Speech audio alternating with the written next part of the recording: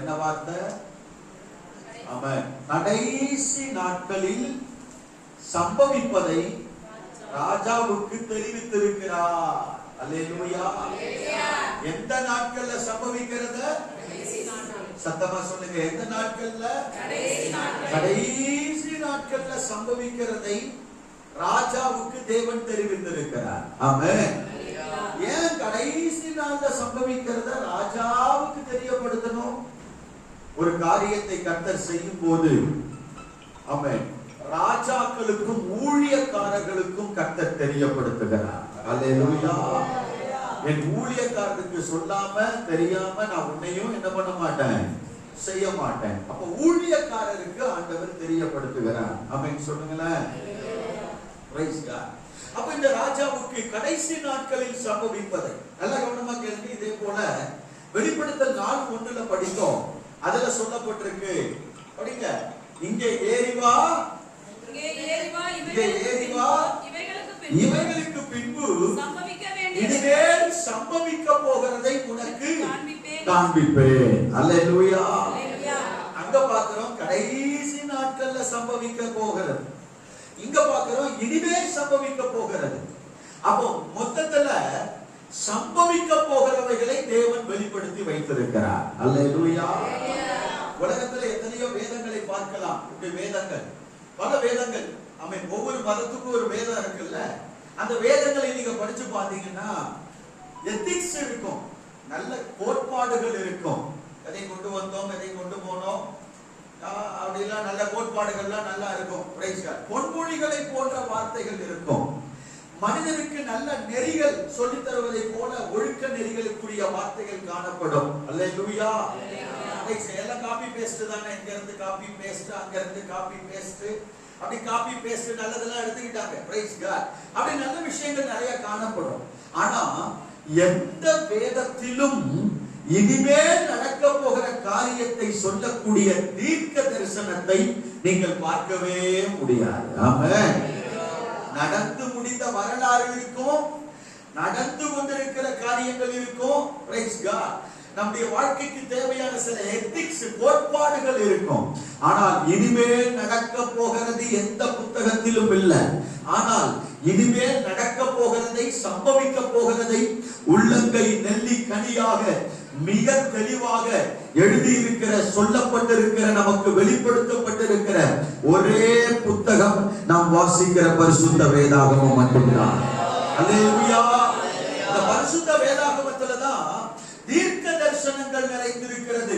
ஆதியாகமத்தில இருந்து வெளிப்படுத்தின விசேஷம் வரைக்கும் தீர்க்க தரிசனம் நிறைந்திருக்கு. அல்லேலூயா. ஆதியாகமத்துல என்ன பாஸ்டர் தீர்க்க தரிசனம்? நீங்க நடக்கிற யுத்தங்களுடைய தீர்க்க தரிசனமே ஆதியாகமத்துல தான் இருக்கு. இவன் துஷ்ட மனுஷனா இருப்பான், இவன் கை இவன் சகோதரனுக்கு விரோதமா இருக்கும். இன்னைக்கு நடக்குதா? அல்லேலூயா. துஷ்ட மனுஷன், தீவிரவாதம் எங்கன்னா தேவன் சொன்ன இந்த துஷ்ட மனுஷன் தான் இன்னைக்கு தீவிரவாதியா இருக்கிறான். இஸ்மவேல், இஸ்மவேலின் சந்ததி. இஸ்மவேல் எப்பொழுதும் ஈசாக்குக்கு விரோதமாக தான் இருப்பான் என்று ஆண்டவர் அன்னைக்கு தீர்க்க தரிசனம் சொல்லிட்டார். அது இன்னைக்கும் நிறைவேறி கொண்டே இருக்கிறது. ஆமென். அல்லேலூயா. சொல்லுங்க அல்லேலூயா.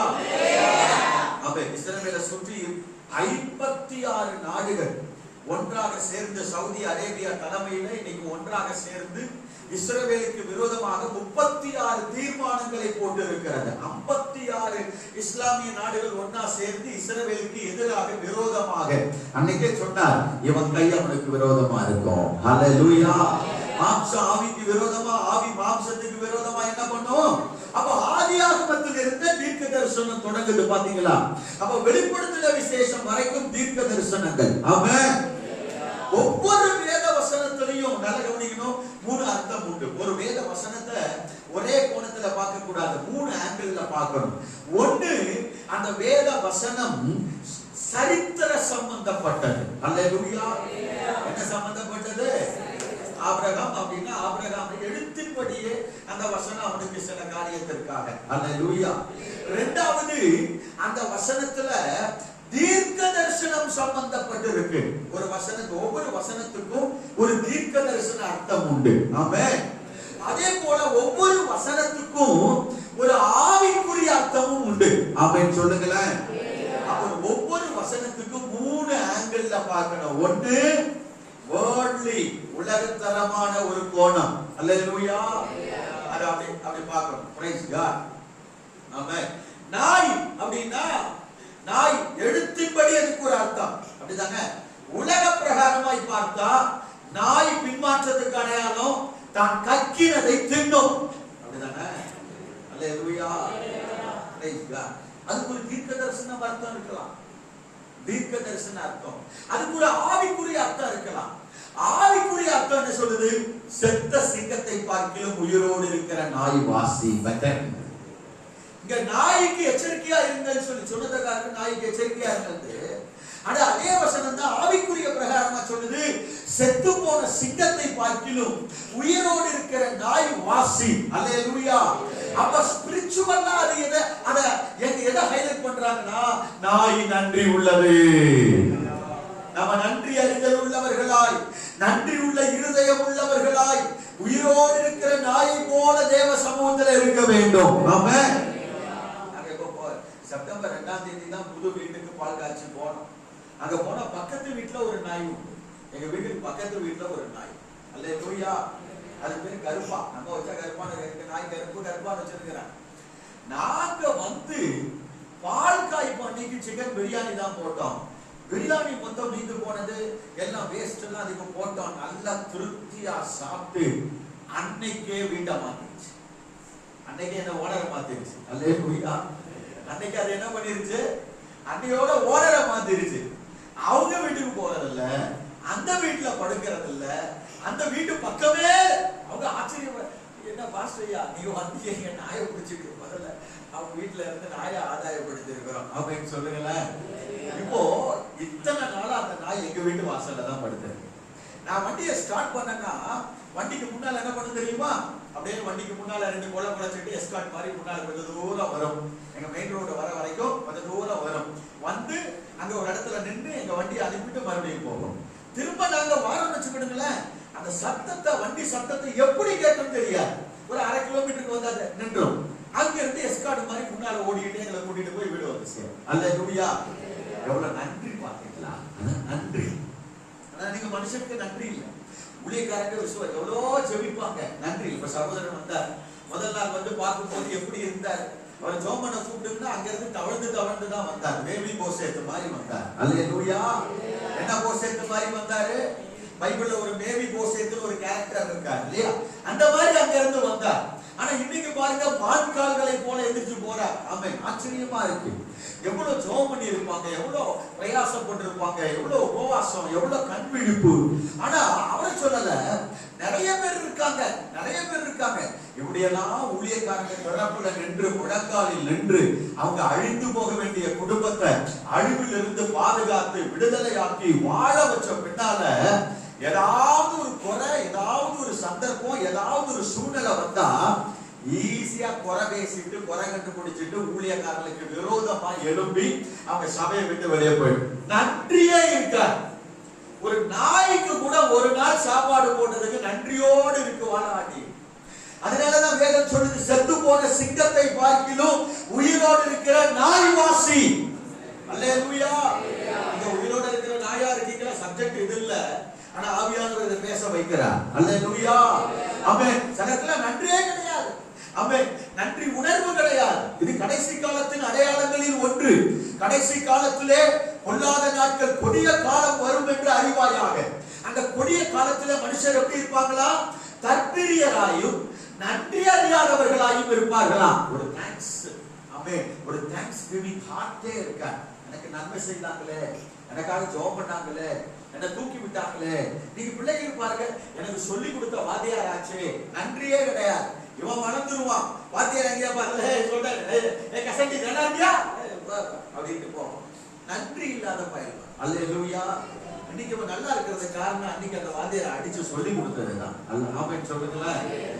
ஆமாவா இல்லையா? Praise God.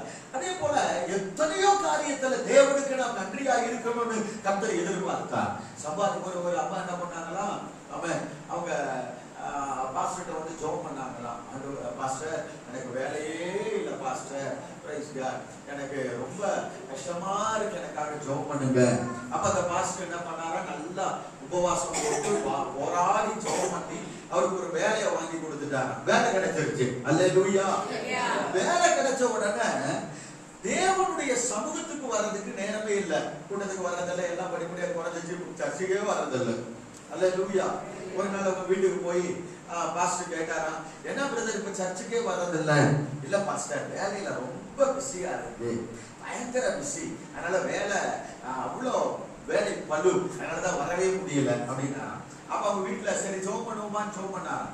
ஜெபம் பண்ணும் போது பாஸ்டர் ஜெபம் பண்ணாரு, ஆண்டவரே ஒரு வருஷத்துக்கு முன்னாடி இந்த தேவ பிள்ளை சர்ச்சே கதின்னு கடந்தாரு, ஜபம் கடந்தாரு, அப்ப ரொம்ப நல்லா இருந்துச்சு, ஆண்டவரை தேடின மனுஷன்.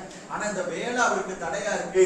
இந்த வேலை அவருக்கு தடையா இல்லாதபடிக்கு இந்த வேலையை ஜெபம் பண்ணி வாங்குவதற்கு கொடுப்பதற்கு நாங்க அன்னைக்கு ஜெபம் பண்ணோம். அதே தேவ மனிதன் ஊழியக்காரனாகிய நான் இன்றைக்கு ஜெபிக்கிறேன். இந்த வேலை தடையா இருப்பதனால் இந்த வேலையை எடுத்து போடும்படியாக ஜெபிக்கிறேன்னு ஜெபம் பண்ணார். அவர் அரண்டு போயிட்டார். அல்லேலூயா. Pastor pastor. அப்புறம் சொன்னாராம், சரி பாஸ்டர் வேலையை எடுத்துட வேண்டாம், நீங்க ஜெபம் பண்ண வேண்டாம், அதுக்காக அப்படி ஜெபம் பண்ணாதீங்க, நான் என்ன வேலையா இருந்தாலும் வந்துடுறேன் பாஸ்டர். ஆமென். நன்றி அறிதல் இல்ல. அப்ப அந்த வசனத்துக்கு இருக்கிற விளக்கம் பாத்தீங்களா? தீர்க்க தரிசன அர்த்தம். அல்லேலூயா. ஆமென் சொல்லுங்களேன். கர்த்தருடைய நாமத்துக்கு ஸ்தோத்திரம். அதுல தீர்க்க தரிசன அர்த்தம் தாவீது சொல்றான், செத்த காயமா ராஜா பின்தொடர வேண்டும். ஆமென்.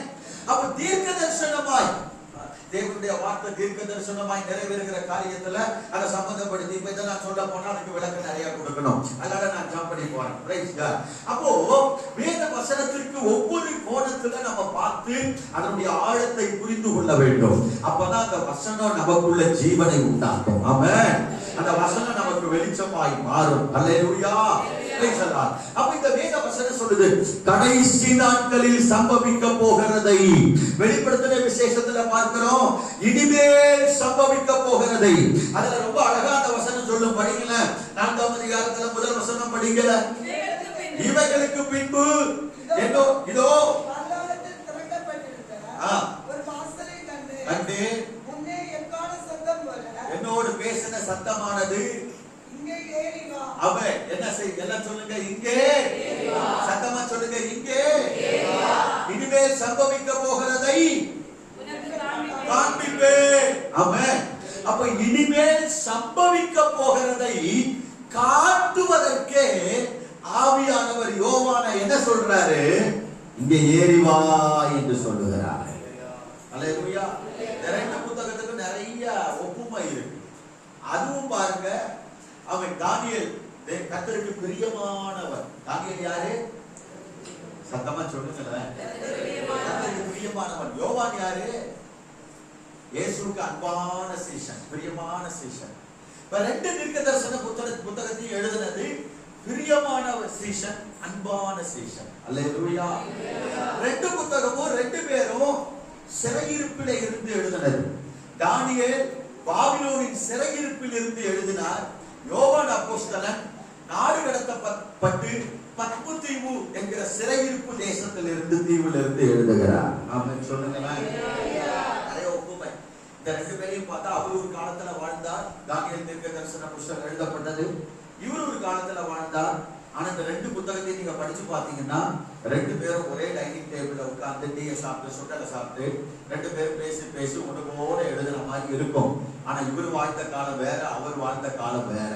ஆனா இந்த ரெண்டு புத்தகமும் ஒன்று போல, ரெண்டு பேரும் வேற வேற இடத்துல வேற வேற காலத்துல எழுதினாலும் ரெண்டு பேருக்குள்ள இருந்த ஆவியானவர் ஒரே ஆவியானவர். அல்லேலூயா. அதனால ஒரே காரியத்தை ரொம்ப தெளிவாக எழுதி வைத்திருக்கிறார். நல்ல கவனிங்க. இனிமேல் சம்பவிக்க போகிறத காண்பிக்கிறதுக்கே யோவான ஆவியானவர் என்ன சொல்றார் தெரியுமா? இங்கே ஏறி வா என்று சொல்லுகிறார். என்ன சொல்றாரு? சத்தமா சொல்லுங்க, இங்கே ஆக்கிறதுக்கே இங்க ஏறி வரணும்னா இனிமேல் சம்பவிக்க போகிறதை நமக்கு காட்டி தருவதற்கு இங்கே ஏறி வா என்று ஆண்டவர் சொல்லுவாரானால், இனிமேல் சம்பவிக்க போகிற இவைகளுக்கெல்லாம் நீங்கள் தப்பி பிழைக்க வேண்டுமானால், நீங்கள் தப்புவிக்கப்பட வேண்டுமானால் எந்த உயரத்தில் உன்னதத்திற்கு ஏறி போக வேண்டும் என்பதை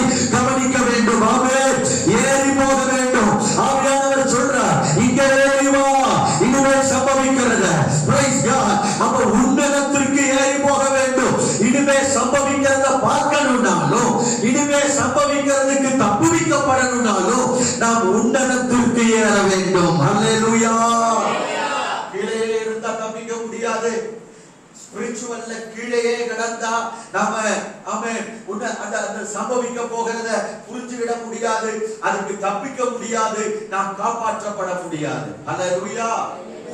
சம்பவிக்க போகிற இவைகளுக்கெல்லாம் நீங்கள் தப்பி மனுஷகுமாரனுக்கு முன்பாக நிற்க பாத்திரவான்களாய் மாற வேண்டுமானால் கீழே இருக்கக்கூடாது, ஏறி வர வேண்டும். ஆமென்.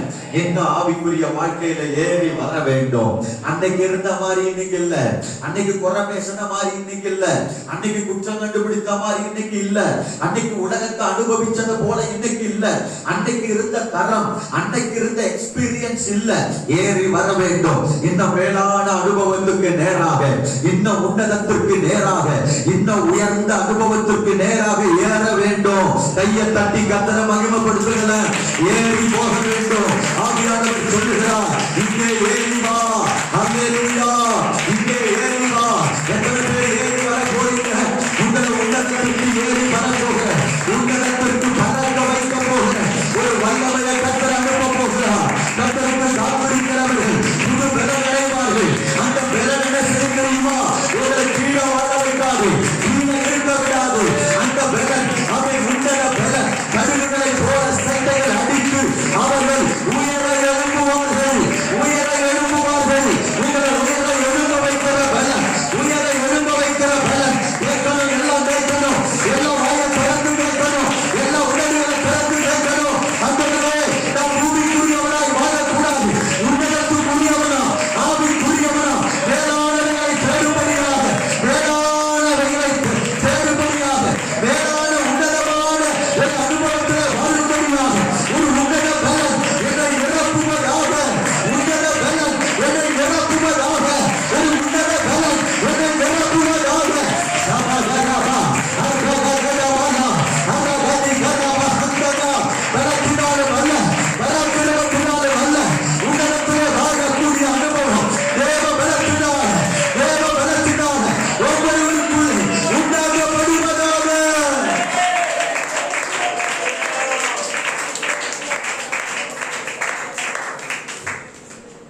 அல்லேலூயா.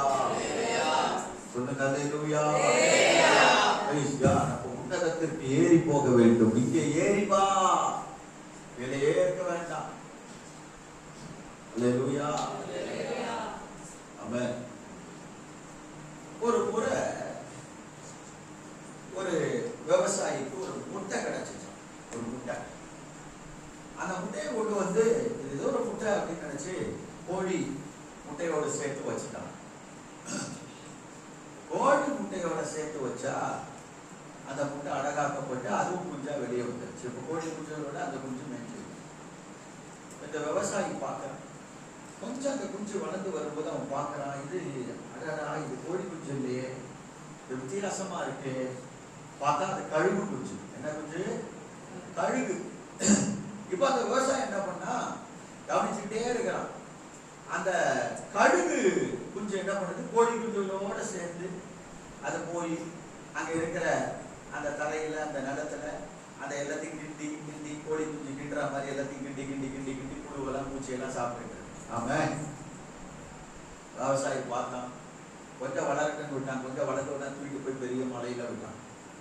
மலையில விட்ட உடனே அது என்ன பண்ணுச்சு, நேரா அந்த மலையில இருந்து செட்டை அடிச்சு அப்படியே பறக்க ஆரம்பிச்சு. நேரம் அப்படியே பறந்துகிட்டே வரும்போது மறுபடியும் தான் கோழி குஞ்சு கூட்டத்தை பார்த்துச்சு. பார்த்த உடனே நேரம் கோழி குஞ்சு கூட்டத்தில் வந்து இறங்கிடுச்சு. இறங்கிட்டு மறுபடியும் அந்த கிண்டி அந்த கிச்சி கிச்சி கிச்சி கிச்சின்னு கிண்டிக்கிட்டே இருக்கு. ரைஸ் கிண்டி கிண்டி கிண்டி அங்கேயே அது வாழ்ந்துகிட்டு இருக்கு. மறுபடியும் இந்த விவசாயி பார்த்தா திரும்பிக்கு வந்துருச்சு. மறுபடியும் கொண்டு போய் என்ன பண்ணா, அதை அந்த மலைக்கு மேல விட்டான். மறுபடியும் பறந்துச்சு. பறந்து வரும்போது தான் கூட்டத்தை தேடி மறுபடியும் அந்த கோழி குஞ்சு கூட்டத்தை கூடிய வந்துருச்சு. மறுபடியும் அதை கிண்டிக்கிட்டே இருக்கிற வேலையை தான் பார்த்துக்கிட்டு இருந்துச்சு. அல்லேலூயா. விவசாயி பார்த்தா, இது கிண்டுறதுக்கு கிண்ட கூட்டம் இல்லையே, இது வந்து இந்த கோழி குஞ்சுகளோட வாழ்ற கோழி என்ன இப்படி பண்ணுது அப்படின்னு என்ன பண்ணா, அதை தூக்கிட்டு போய் இன்னும் பெரிய மலையில விட்டுட்டோம். அந்த மலையில இருந்து அதை பறந்துச்சு. பறந்து உடனே இப்போ கீழே பார்க்கறத விட மேல பார்த்துச்சு. மேல பார்த்தா மேகங்கள்லாம் இருக்கு. இப்ப மேகத்துக்கு மேல பறந்துச்சு. மேகத்துக்கு மேல பறந்த உடனே அதுக்கு பெரிய சந்தோஷம். கீழே இருந்தப்போ கிண்டிக்கிட்டு இருந்தப்போ நம்ம மேகத்தை ஆச்சரியமா பார்த்தோம். ஆனா இப்ப மேல வந்த பிற்பாடு இந்த மேகத்தோடு மேகமாக உன்னதங்களிலே இந்த உயரமான இடத்துல வாழக்கூடிய பாக்கியம் கிடைச்சிருக்கேன், இதை விட்டுட்டு மறுபடியும் அந்த கீழே இருக்கிற கோழி குஞ்சுகளோட கூட்டத்தை நம்ம போய் சேரணுமா, கின்ற கூட்டத்துல போய் சேரணுமா அப்படின்னு சொல்லி அது இன்னும் பறந்து பறந்து பறந்து உன்னதத்திலே வாழுகிற அனுபவத்தை கற்றுக்கொண்டது. அல்லேலூயா. அதுக்கப்புறம் அந்த கோழி குஞ்சு கூட்டத்தோட வரல, சபையில அப்படிதான் சில கோழி குஞ்சு கூட்டம்லாம் இருக்கும், இதுக்கு வேலையே கின்றதுதான். அல்லேலூயா. கிண்டிக்கிட்டே இருக்கும், அதை கிண்டும், அந்த தம்பியை கிண்டும், இந்த பிரதரை கிண்டும், அவங்க தெரியுமா உனக்கு அப்படின்னு கிண்டும், குறை பேசும், பழச பேசும், போனதை பேசும், விட்டதை பேசும், ஆமே அதை பேசி இதை பேசி கடைசியில தேவனையே பரியாசம் பண்ணிட்டு இருக்கும் கின்ற கூட்டம் இதெல்லாம். அல்லேலூயா. சத்தமா சொல்லுங்களா அல்லேலூயா. ஆண்டவருக்கு கண்ணு இருக்கா, காது இருக்கா, ஆண்டவர் நல்லவர் தானா, நல்லவரா இருந்தா என் வாழ்க்கையில ஏன் இதெல்லாம் நடக்கணும், என்னை இப்படி கசப்பான மாறாவுக்கு கொண்டு வந்து விட்டுட்டாரு, ஆண்டவர் என்னை மட்டும் கை விட்டுட்டாரு, இப்படி கிண்டிக்கிட்டே இருக்கும். ஆனா இப்படி கின்ற கூட்டத்திலே வாழ்வதற்கு கர்த்தர் நம்மை அழைக்கல. அவருக்காக காத்திருந்து செட்டை அடித்து உயர எழும்பக்கூடிய கூட்டத்திலே வாழ்வதற்காக கூடியதெல்லாம் விட்டுருங்க. இந்த கோழி குஞ்சுகளோடு சேர்ந்து அதை இதை பேசுறதெல்லாம் இந்தியோடு விட்டுருங்க. இந்தியோடு கோழி குஞ்சு போல சிந்திக்கிறதெல்லாம் விட்டுருங்க. நாம கோழி குஞ்சு இல்ல, நாம கழுகு குஞ்சு. உன்னதத்திலே வாழ அழைக்கப்பட்டவர்கள், உன்னதத்திலே வாழ அழைக்கப்பட்டவர்கள். ஆமென். அல்லேலூயா. அப்ப இனிமேல் சம்பவிக்க போகிறதை மகாதேவன் ராஜாவுக்கு தெரிவித்திருக்கிறார் அப்படின்னு இங்க சொல்லப்பட்டிருக்கிறது. அப்ப என்ன தெரிவித்திருக்கிறார்? இந்த ராஜா ஒரு சொப்பனத்தை பார்க்கிறார். இந்த ராஜா ஒரு சொப்பனத்தை பார்க்கிறார். தானியேல் தீர்க்கதரிசன புஸ்தகத்துல 2வது அதிகாரத்துல ஆமென் பாருங்களேன், 29வது வசனத்திலிருந்து படிங்க. 29லிருந்து படிங்க.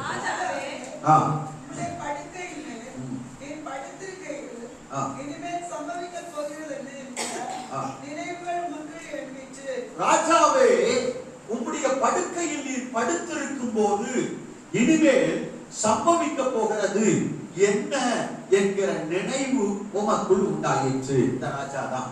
இந்த ராஜாவுக்கு பேரு நேபுகாத்நேச்சார். இந்த ராஜா முழு உலகத்தையும் தன் கைக்குள்ளே கொண்டு வந்தான். முழு உலகத்தையும் தன் கைக்குள்ள என்ன பண்ணா வச்சிருந்தான். இவனுக்கு பேரு நேபுகாத்நேச்சார். இவன் ஆண்ட ராஜ்யத்தினுடைய பேர் பாபிலோன். என்னது? பாபிலோன். இந்த பாபிலோனுக்கு ஒரு பழைய சரித்திரம் உண்டு. இந்த பாபிலோன் எங்க துவங்குது தெரியுமா? ஆதியாகமம் 11ஆம் அதிகாரத்துல துவங்குது. ஆதியாகமம் 10ஆம் அதிகாரத்துல இவன் தான் நிம்ரோத் என்கிறவன் தான் இந்த பாபிலோன் பட்டணத்தை அஸ்திவாரம் போட்டு ஃபவுண்டர் வந்தான். Praise God. 11ஆம் அதிகாரத்துல பார்க்கலாம், படிக்க. ஜனங்கள் கிடைக்க இருந்து பிரயாணம் பண்ணுகையில் சினையார் தேசத்திலே சமபூமியை கண்டு அங்கே குடியிருந்தார்கள். இந்த சினையார் தேசம் தான் பாபிலோன். இதற்கு ஒரு பழைய பேர், பழைய பாபிலோன் தெரியுமா? நாம் மேலும் அவர்கள் நாம் பூமியின் மீது இருக்கும் சிதறி போகாதபடிக்கு நமக்கு ஒரு வானத்தை அலாவும் சிகரமுள்ள ஒரு கோபுரத்தை கட்டி நமக்கு பேருண்டாக பண்ணுவோம். ஒரு கோபுரத்தை கட்டினாங்க. அந்த கோபுரத்தின் வேலையை ஆண்டவர் பாதியிலே தடுத்து போட்டார். இந்த கோபுரத்துக்கு பேரு பாபேல் கோபுரம். என்ன கோபுரம்? பாபேல். அப்ப இந்த சினையார் தேசத்தினுடைய பழைய பேரு பாபேல். என்னது? சத்தமா சொல்லுங்க. பாபேல். இந்த தேசத்தினுடைய பழைய பெயர் பாபேல். Price God. ஆமென். அது கடைசியா இவன் எல்லா ராஜ்யத்தையும் வென்று கடைசியில அல்லேலூயா கிமு 606ல என்ன பண்ணா, இவன் எருசலேமை பிடித்தான். எருசலேமை பிடித்ததற்கு பின்பு இவன் ராஜ்யம் ஒரு பெரிய சாம்ராஜ்யமாய் மாறினது. பாபிலோன் சாம்ராஜ்யம். அல்லேலூயா. Praise God. பாபிலோன் ராஜ்யத்துல இவன் ராஜாவா இருக்கும்போது ஒரு சொப்பனத்தை பார்க்கிறான். இந்த சொப்பனத்திற்கு தான் இப்பொழுது அர்த்தம் தெரியணும்னு அவன் ஆசைப்படுறான். என்ன பிரச்சனைனா, சொப்பனம் பார்த்தான். ராத்திரியில சொப்பனம் பார்த்துட்டு பயந்து எழுப்புனா உடனே சொப்பனத்தை மறந்துட்டான். சொப்பனத்தை என்ன பண்ணிட்டான்? நம்மள நிறைய ஏதோ ஒன்று பார்த்துட்டு எழுப்போம், ஆனா மறந்துருப்போம். என்னவோ பார்த்தனே, ஏதோ ஓடுற மாதிரி பார்த்தனே, ஏதோ அங்க இருந்து மலையில இருந்து கீழே விடற மாதிரி என்ன பார்த்தேன், மறந்துருப்போம். ஆனா ஏதோ ஒண்ணு பார்த்தேன், அது நம்ம உள்ளத்துல பயங்கரமா அப்படி எக்ஸ்பீரியன்ஸ் எக்ஸ்பீரியன்ஸ் யாருக்காவது இருக்கா? இதே போலதான் அவனுக்கு ஏதோ ஒண்ணு பார்த்தேன், இது சம்திங், ஏதோ ஒரு பெரிய அர்த்தம் இருக்கு. அவன் இருதயத்தை விட்டு நீங்கல. உடனே மந்திரவாதி, கல்தேயர், படித்தவர்கள், ஞானிகள் எல்லாரையும் கூப்பிட்டு இதுக்கு அர்த்தம் சொல்லணும்னு சொல்றான். உடனே எல்லாரும் சொல்றாங்க, சொப்பனத்தை சொல்லுங்க ராஜாவே, நாங்க அர்த்தத்தை சொல்றோம். அது ஈஸி, அப்படிதானே? அது ஈஸி. அன்னைக்கு ஆண்டவர் சொப்பனத்தை காண்பித்த தேவன் சொப்பனத்தை மறக்க வைத்ததற்கு அதுவும் தேவன் தான். ஏன் மறக்க வச்சார் தெரியுமா? Praise God. சகலத்தையும் நன்மைக்கு ஏதுவாய் செய்கிற தேவன். சொப்பனத்தை காட்டியதும் தேவன் தான். சொப்பனத்தை சத்தமா சொல்லுங்க, சொப்பனத்தை தந்ததும் தேவன் தான். அந்த சொப்பனத்தை மறக்க வச்சதும். மறக்க வைக்கலன்னா இந்த ராஜா ஞானிகள், கல்தேயர், சாஸ்திரிகள், மந்திரவாதிகள் அவன் பார்த்த சொப்பனத்தை சொல்லி இருப்பான். அப்ப வந்தவங்க வாய்க்கு வந்த ஒரு அர்த்தத்தை சொல்லி ராஜாவை ஏமாத்திட்டு போயிருப்பான். அல்லேலூயா. உண்மையான அர்த்தம் தெரியாமலே போயிருக்கும், அப்படிதானே? உண்மையான அர்த்தம் என்ன பண்ணாமலே போயிருக்கும், தெரியாமலே போயிருக்கும். அதனாலதான் இப்போ ராஜாவுக்கு மட்டுமல்ல, நமக்கும் இந்த சொப்பனத்தினுடைய உண்மையான அர்த்தம் தெரிய வேண்டும் என்பதற்காக அன்றைக்கு சொப்பனத்தை தந்த தெய்வம் சொப்பனத்தை மறக்கவும் வச்சா. ஆமென். இப்ப இந்த சொப்பனத்திற்கு அவங்களால அர்த்தம் சொல்ல முடியாததுனால தேவ மனிதனாகிய தானியேல் வரவழைக்கப்பட்டான். இப்ப தானியேல் இந்த காரியத்திற்காக தெய்வ சமூகத்திலே ஜெபிக்கிறார். இந்த தானியேல் வந்து இப்ப அர்த்தம் சொல்றார். அதத்தான் நம்ம வாசிக்கிறோம். தானியேல் அர்த்தம் சொல்லும் போது இந்த 2ஆம் அதிகாரத்துல 28ஆம் வசனத்துல இருந்து அப்படியே பேசிட்டு வரும்போது சொல்றாரு. ஆமென். 31வது வசனத்துல இருந்து படிங்க. 31வது வசனத்துல இருந்து படிங்க. ராஜாவே, நீர் ஒரு பெரிய சிலையை கண்டீர். அந்த பெரிய சிலை மிகுந்த பிரகாசம் உள்ளதா இருந்தது. Price the Lord, price the Lord. அவங்க மட்டும் படிக்கட்டும், மற்ற எல்லாரும் பாருங்க. ஆமென். ஒரு பெரிய சிலையை நீர் இப்படி பார்த்தீர். ஆமென். சிலை இப்படிதான் இருந்துச்சு. Price the Lord. சொல்லுங்க அல்லேலூயா. நீர் ஒரு பெரிய சிலையை இப்படி பார்த்தீர். படிங்க படிங்க. அது உமக்கு எதிரே நின்றது. அந்த சிலை உமக்கு எதிராக நின்றது. அதன் ரூபம் பயங்கரமாக இருந்தது. அதன் ரூபம் பயங்கரமாக காணப்பட்டது. அந்த சிலையின் தலை பசும் பொன்னும். அந்த சிலையின் தலை பசும் பொன்னு. அதன் மார்பு அதன் புயங்களும் வெள்ளியும். அதன் மார்பு அதன் புயங்கள் வெள்ளி. அதன் வயிறு அதன் தொடையும் வெண்கலமும். அதன் வயிறு தொடையும் வெண்கலமும். அதன் கால்கள் இரும்பும். அதன் கால்கள் இரும்பு. அதன் பாதங்கள் பாதி இரும்பு. அதன் பாதங்கள் பாதி இரும்பும் பாதி களிமண்ணுமாய் இருந்தது. பாதி களிமண்ணுமாய் இருந்தது. இப்படி இந்த சொப்பனத்தை நீ பார்த்து கொண்டிருக்கும் போதே நீர் பார்த்து கொண்டிருக்கும் போதே கைகளால் பெயர்க்கப்படாத ஒரு கல்லு, கையினால பெயர்க்கப்படாத ஒரு கல்லு, கையால பெயர்க்கப்படாத கல்லுனா என்ன அர்த்தம்? வானத்திலிருந்து வருகிற, பரலோகத்திலிருந்து வருகிற ஒரு கல்லு. ஒரு கல்லு பெயர்ந்து உருண்டு வந்தது. பெயர்ந்து உருண்டு வந்துச்சு. அது அந்த சிலையை இரும்பும் களிமண்ணுமாகிய அதன் பாதங்களில் மோதி அவைகளை நொறுக்கி போட்டது. அல்லேலூயா. Praise God. ஒரு பெரிய சிலையை அவன் பார்க்கிறான். அல்லேலூயா சொல்லுங்க. இந்த சிலையிலே ஒரு 5 பாதங்கள் காணப்படுகிறது. 1 தலை, 2வது மார்பு, 3வது இடுப்பு, 4வது கால், 5வது பாதம். அல்லேலூயா.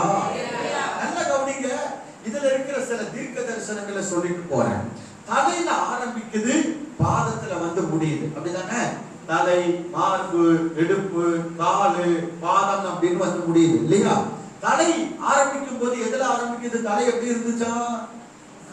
தலை எப்படி இருந்துச்சு? பொண்ணு. தலை எப்படி இருந்துச்சு? பொண்ணு. பாதம் எப்படி இருக்கு? மண்ணு. அல்லேலூயா. இரும்பும் களி மண்ணு. சத்தமா சொல்லுங்க, களி மண்ணு. தலை பொண்ணு, பாதம் மண்ணு. அப்படின்னா என்ன? விலையேற பெற்ற அனுபவத்துல பொண்ணு காஸ்ட்லியா ஆரம்பிச்சது, வர வர வர வர தரம் தாழ்ந்து தாழ்ந்து தாழ்ந்து தாழ்ந்து ஆமென் டீப்ரோமோட் ஆகுற மாதிரி அப்படியே அதனுடைய மதிப்பு குறைஞ்சு குறைஞ்சு குறைஞ்சு குறைஞ்சு வேல்யூ குறைஞ்சு குறைஞ்சு குறைஞ்சு குறைஞ்சு கடைசியில் எங்க வந்து முடியுது? மண்ணுல வந்து முடியுது. அல்லேலூயா சொல்லுங்க. ஒரு தீர்க்க தரிசனம் என்ன தெரியுமா? உலகத்துல மனிதனுடைய வாழ்க்கை, வாழ்வாதாரம், அரசியல், உலகத்துல பார்க்கக்கூடிய ஒவ்வொரு காரியமும் ஒரு காலத்துல எப்படி இருந்துச்சு தெரியுமா? சொல்லுவாங்க எங்க காலத்துல, எங்க தாத்தா 90s கிட்ஸ் எல்லாம் இருக்கிறோம்ல, நம்ம சொல்லுவோம் எங்க காலத்துல இப்படி எல்லாம் கிடையாது பயல்க, எங்க காலத்துல இப்படி எல்லாம் பாவம் கிடையாது, எங்க காலத்துல நல்லா இருந்துச்சு. நம்ம அரசியலே பாருங்க, காமராஜர் காலத்தை பொற்காலம்னு சொல்லுவோம் தமிழ்நாட்டை பொறுத்த வரைக்கும். யாருடைய காலத்தை சத்தமா சொல்லுங்களேன். அப்போ ஒரு காலத்துல நல்லா இருந்துச்சு, அப்ப இன்னைக்கு நல்லா இல்ல, பொண்ணு போல இருந்தது இன்னைக்கு மண்ணுமன். காரணம் அப்படி தரம் தாழ்ந்து தாழ்ந்து தாழ்ந்து. இதனுடைய ஆவிக்குரிய தீர்க்க தரிசன அர்த்தம் ஆமென். இனிமே வர வர டே பை டே, நேற்று மாதிரி இன்னைக்கு இருக்காது, இன்னைக்கு மாதிரி நாளைக்கு இருக்காது. எப்படி இருக்கும் எதிர்காலம்? எப்படி இருக்குன்னா வர வர மனிதனுடைய வாழ்வாதாரம், சிந்தனை, மனிதனுடைய புத்தி, மனிதனுடைய வாழ்க்கை, அரசியல், உலகம், சூழ்நிலை, இயற்கை, இது எல்லாம் நாளுக்கு நாள் தரம் தாழ்ந்து கொண்டுதான் போகுமே தவிர நேற்றை விட இன்னைக்கு பெட்டரா இருக்கும், இன்னைக்கு விட நாளைக்கு பெட்டரா இருக்கும்னு சொல்ல முடியாது. நேற்றை விட இன்னைக்கு கேவலமா தான் இருக்கும், இன்னைய விட நாளைக்கு அதை விட கேவலமா போயிட்டே இருக்கும். தங்கத்துல ஆரம்பித்தது, பொண்ணுல ஆரம்பித்தது, மண்ணுல வந்து முடிஞ்சதை போல எல்லாம் தரம் தாழ்ந்து கொண்டே போகும். அல்லேலூயா. அவங்க வந்தா நல்லாட்சி தருவாங்க, இவங்க வந்தா எல்லாம் யாரு வந்தாலும் எதுவும் பண்ண முடியாது. யாரு வந்தாலும் இன்னைக்கு இருக்கிறத விட நாளைக்கு கேவலமா தரம் தாழ்ந்து இன்னும் நாம மோசமா தான் நிலைமை போயிட்டு இருக்குமே தவிர பெட்டராலாம் இருக்காது. அல்லேலூயா. சத்தமா சொல்லுங்க. பைடன் வந்தாரு, பைடன் இருக்கும்போது இந்த யுத்தம்லாம் வந்துச்சு. இப்ப ட்ரம்ப் உடனே சொன்னாரு, நான் வந்தா யுத்தத்துக்கு முடிவை உண்டாக்குவேன். ஆமென். ஆனா ட்ரம்ப் வந்த பிற்பாடு இந்த தீர்க்க தரிசனத்தை நீங்க பார்த்துக்கிடுங்க, ஒரு யுத்தத்தையும் முடிக்க முடியாது, யுத்தம் அதிகமாகத்தான் செய்யும். ஆமென். இதே ட்ரம்ப் ஒரு மைண்ட் மாறுச்சுன்னா தேர்ட் வேர்ல்ட் வார் ஆரம்பிக்கிறவரா இவரே மாறுவாரு. அல்லேலூயா. Praise God. சத்தமா சொல்லுங்க. WWF ரெஸ்லிங்ல இருந்த ஆளு, அடிக்குடி சண்டைலாம் அவருக்கு ரொம்ப இன்ட்ரெஸ்டான ஒண்ணுதான். ஆமென். அல்லேலூயா. அதனால இந்த யுத்தத்துல நிறுத்துவாரான்னு தெரியாது. ஒருவேளை அவர் விரும்பினாலும் இது நிக்குமான்னு தெரியாது. ஏன்னா காலம் கடைசி. இனி பூமியில சமாதானம் இருக்காது, இனி பூமியில சந்தோஷம் இருக்காது, இனி பெண் பிள்ளைகளுக்கு உலகத்துல பாதுகாப்பு இருக்குமான்னு தெரியாது, இனி கிறிஸ்தவர்களுக்கு இந்த உலகத்துல சந்தோஷம் சமாதானம் இருக்குமான்னு தெரியாது. கடைசி காலம் எல்லாம் மாறிக்கிட்டே இருக்கு. ஆனால் பிரைஸ் காட், இதுக்கு இடையில ஒரு சம்பவம் நடக்கும் போது கடைசியில சொல்றேன். அல்லேலூயா. அப்ப பாருங்க, தரம் தாழ்ந்து கொண்டே வருகிறது. அல்லேலூயா. இப்ப இதுல ஒரு 5 பாகம் இருக்கு. இந்த 5 பாகமும் 5 காரியத்துக்கு அடையாளம். இதெல்லாம் ராஜ்யங்களை பற்றின ரகசியம். இன்னைக்கு எழுத்துப்படி சொல்லிட்டு நாளையில இருந்து ஆவிக்குரிய தீர்க்க தரிசன சம்பவங்களை நான் உங்களுக்கு சொல்ல ஆரம்பிப்பேன். Praise the Lord. ஆமென். பாருங்க, இதுக்கு அர்த்தத்தையும் சொல்றார். ராஜாவே, இதெல்லாம் பார்த்துக்கிட்டு இருந்தீர். 36ஆம் வசனம் பாருங்க. சொப்பனம் இதுதான், அதன் அர்த்தத்தையும் ராஜ சமூகத்தில் தெரிவிப்போம். சொப்பனம் இதுதான், அதன் அர்த்தத்தையும் சொல்லிக் கொடுப்பான், அதன் அர்த்தத்தையும் சொல்லி கொடுப்பான். அடுத்து படிங்க. ராஜாவே, நீர் ராஜாதி ராஜாவா இருக்கிறீர். பாபிலோன் ராஜ்யத்தில் இருக்கிற நேபுகாத்நேச்சாரை பார்த்து தானியேல் சொல்றார், ராஜாவே நீர் ராஜாதி ராஜாவா இருக்கிறீர். பரலோகத்தின் தேவன், எங்கள் பரலோகத்தின் தேவனானவர் உமக்கு ராஜரிகத்தையும் பராக்கிரமத்தையும் வல்லமையையும் மகிமையையும் அருளினார். சகல இடங்களிலும் உள்ள மனுபுத்திரரையும் வெளியின் மிருகங்களையும் ஆகாயத்து பறவைகளையும் அவர் உமது கையிலே ஒப்பு கொடுத்து உம்மை அவைகளை எல்லாம் ஆளும்படி செய்தார். பொன்னான அந்த தலை நீரே. அந்த பொன்னான தலை யாரா?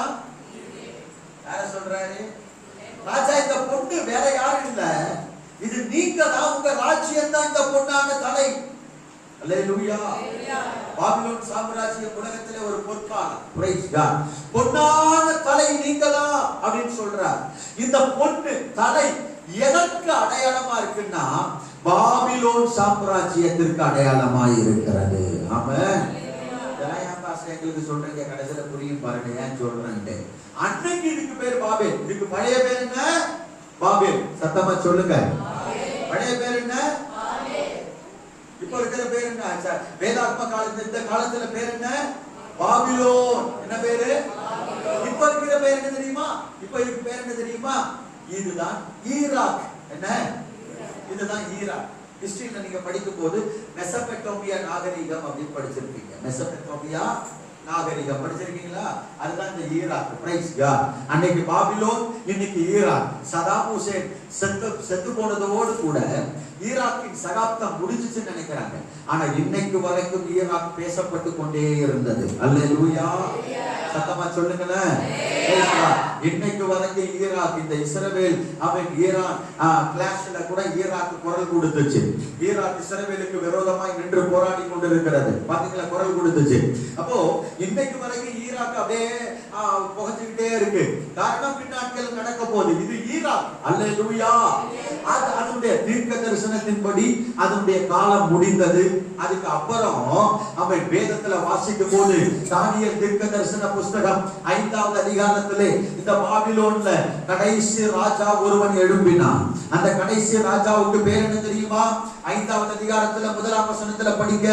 பெல்ஷாத்சார் என்கிற ராஜா ஒருவன் எழும்பினான். சத்தமா படிங்க பாப்போம். பெல்ஷாத்சார் என்னும் ராஜா, இவன் நேபுகாத்நேச்சாருடைய பேரன். பெல்ஷாத்சார் என்பது இவனுடைய பெயர். இவன் தான் இந்த பாபிலோன் சாம்ராஜ்யத்தினுடைய கடைசி ராஜா, 8வது ராஜா. இவன் காலத்தோடு இந்த ராஜ்யம் முடிவுக்கு வந்தது. அல்லேலூயா. இந்த ராஜ்யத்தை கர்த்தர் மற்றிட்டு இந்த ராஜ்யத்தை அழித்து வேறு ஒருவனுக்கு கர்த்தர் தந்தார்.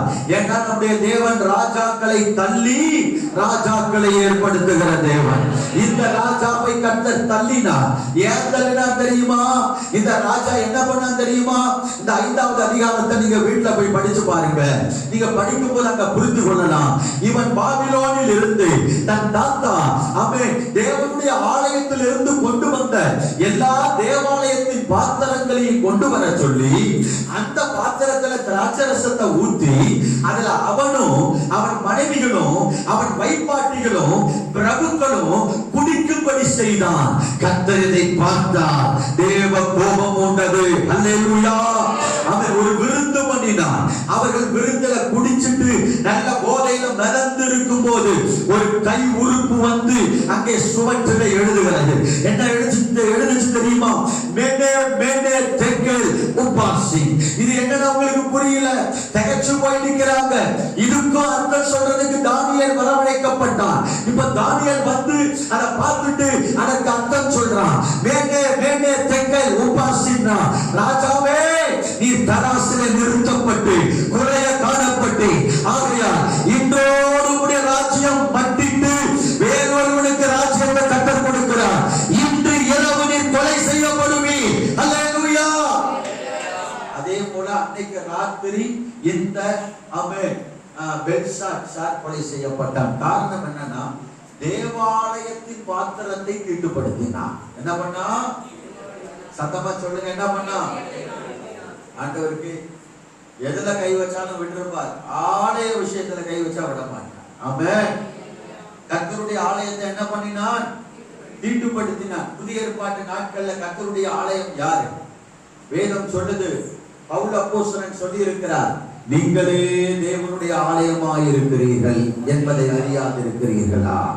அப்ப தேவனுடைய ஆலயம் யாரு? இப்போ தேவனுடைய ஆலயம் யாரு? சொல்லுங்க. யாரு தேவனுடைய ஆலயம்? நாம தான் தேவனுடைய ஆலயம். அப்ப நம்முடைய சரீரம் தான் தேவனுடைய ஆலயம். அதனாலதான் வேதம் சொல்லுது, ஒருவன் இந்த தேவாலயமாகிய சரீரத்தை தேவனுடைய ஆலயத்தை கெடுத்தால் தேவன் அவனை கெடுப்பார். ஆமென். சொல்லுங்க. Praise God. நீ தேவனை ஆராதிக்கிற நபராய் இருப்பாயானால், தேவனை ஆராதிக்கிறதிலே உற்சாகம் உள்ள நபராய் இருப்பாயானால், என்ன வந்தாலும் எது நடந்தாலும் நான் தேவனை ஆராதிப்பேன், ஜெபிப்பேன், தேவனை தேடுவேன், தேவனை துதிப்பேன் என்ற உற்சாகம் உனக்குள்ள இருக்குமானால் எந்த சிங்கமும் உன்னை சேதப்படுத்தாதபடி கர்த்தர் பாதுகாப்பார். அல்லேலூயா. எந்த மந்திரவாதமும் உங்களை சேதப்படுத்த முடியாது. எந்த செய்வனை கட்டுகள் ஏவல் பிள்ளி சூனியங்கள் உங்களை தொட முடியாது. சிங்கங்களின் வாய்க்கு எவனை விடுங்கலாமோ என்று கட்சிக்கிற சிங்கம் போல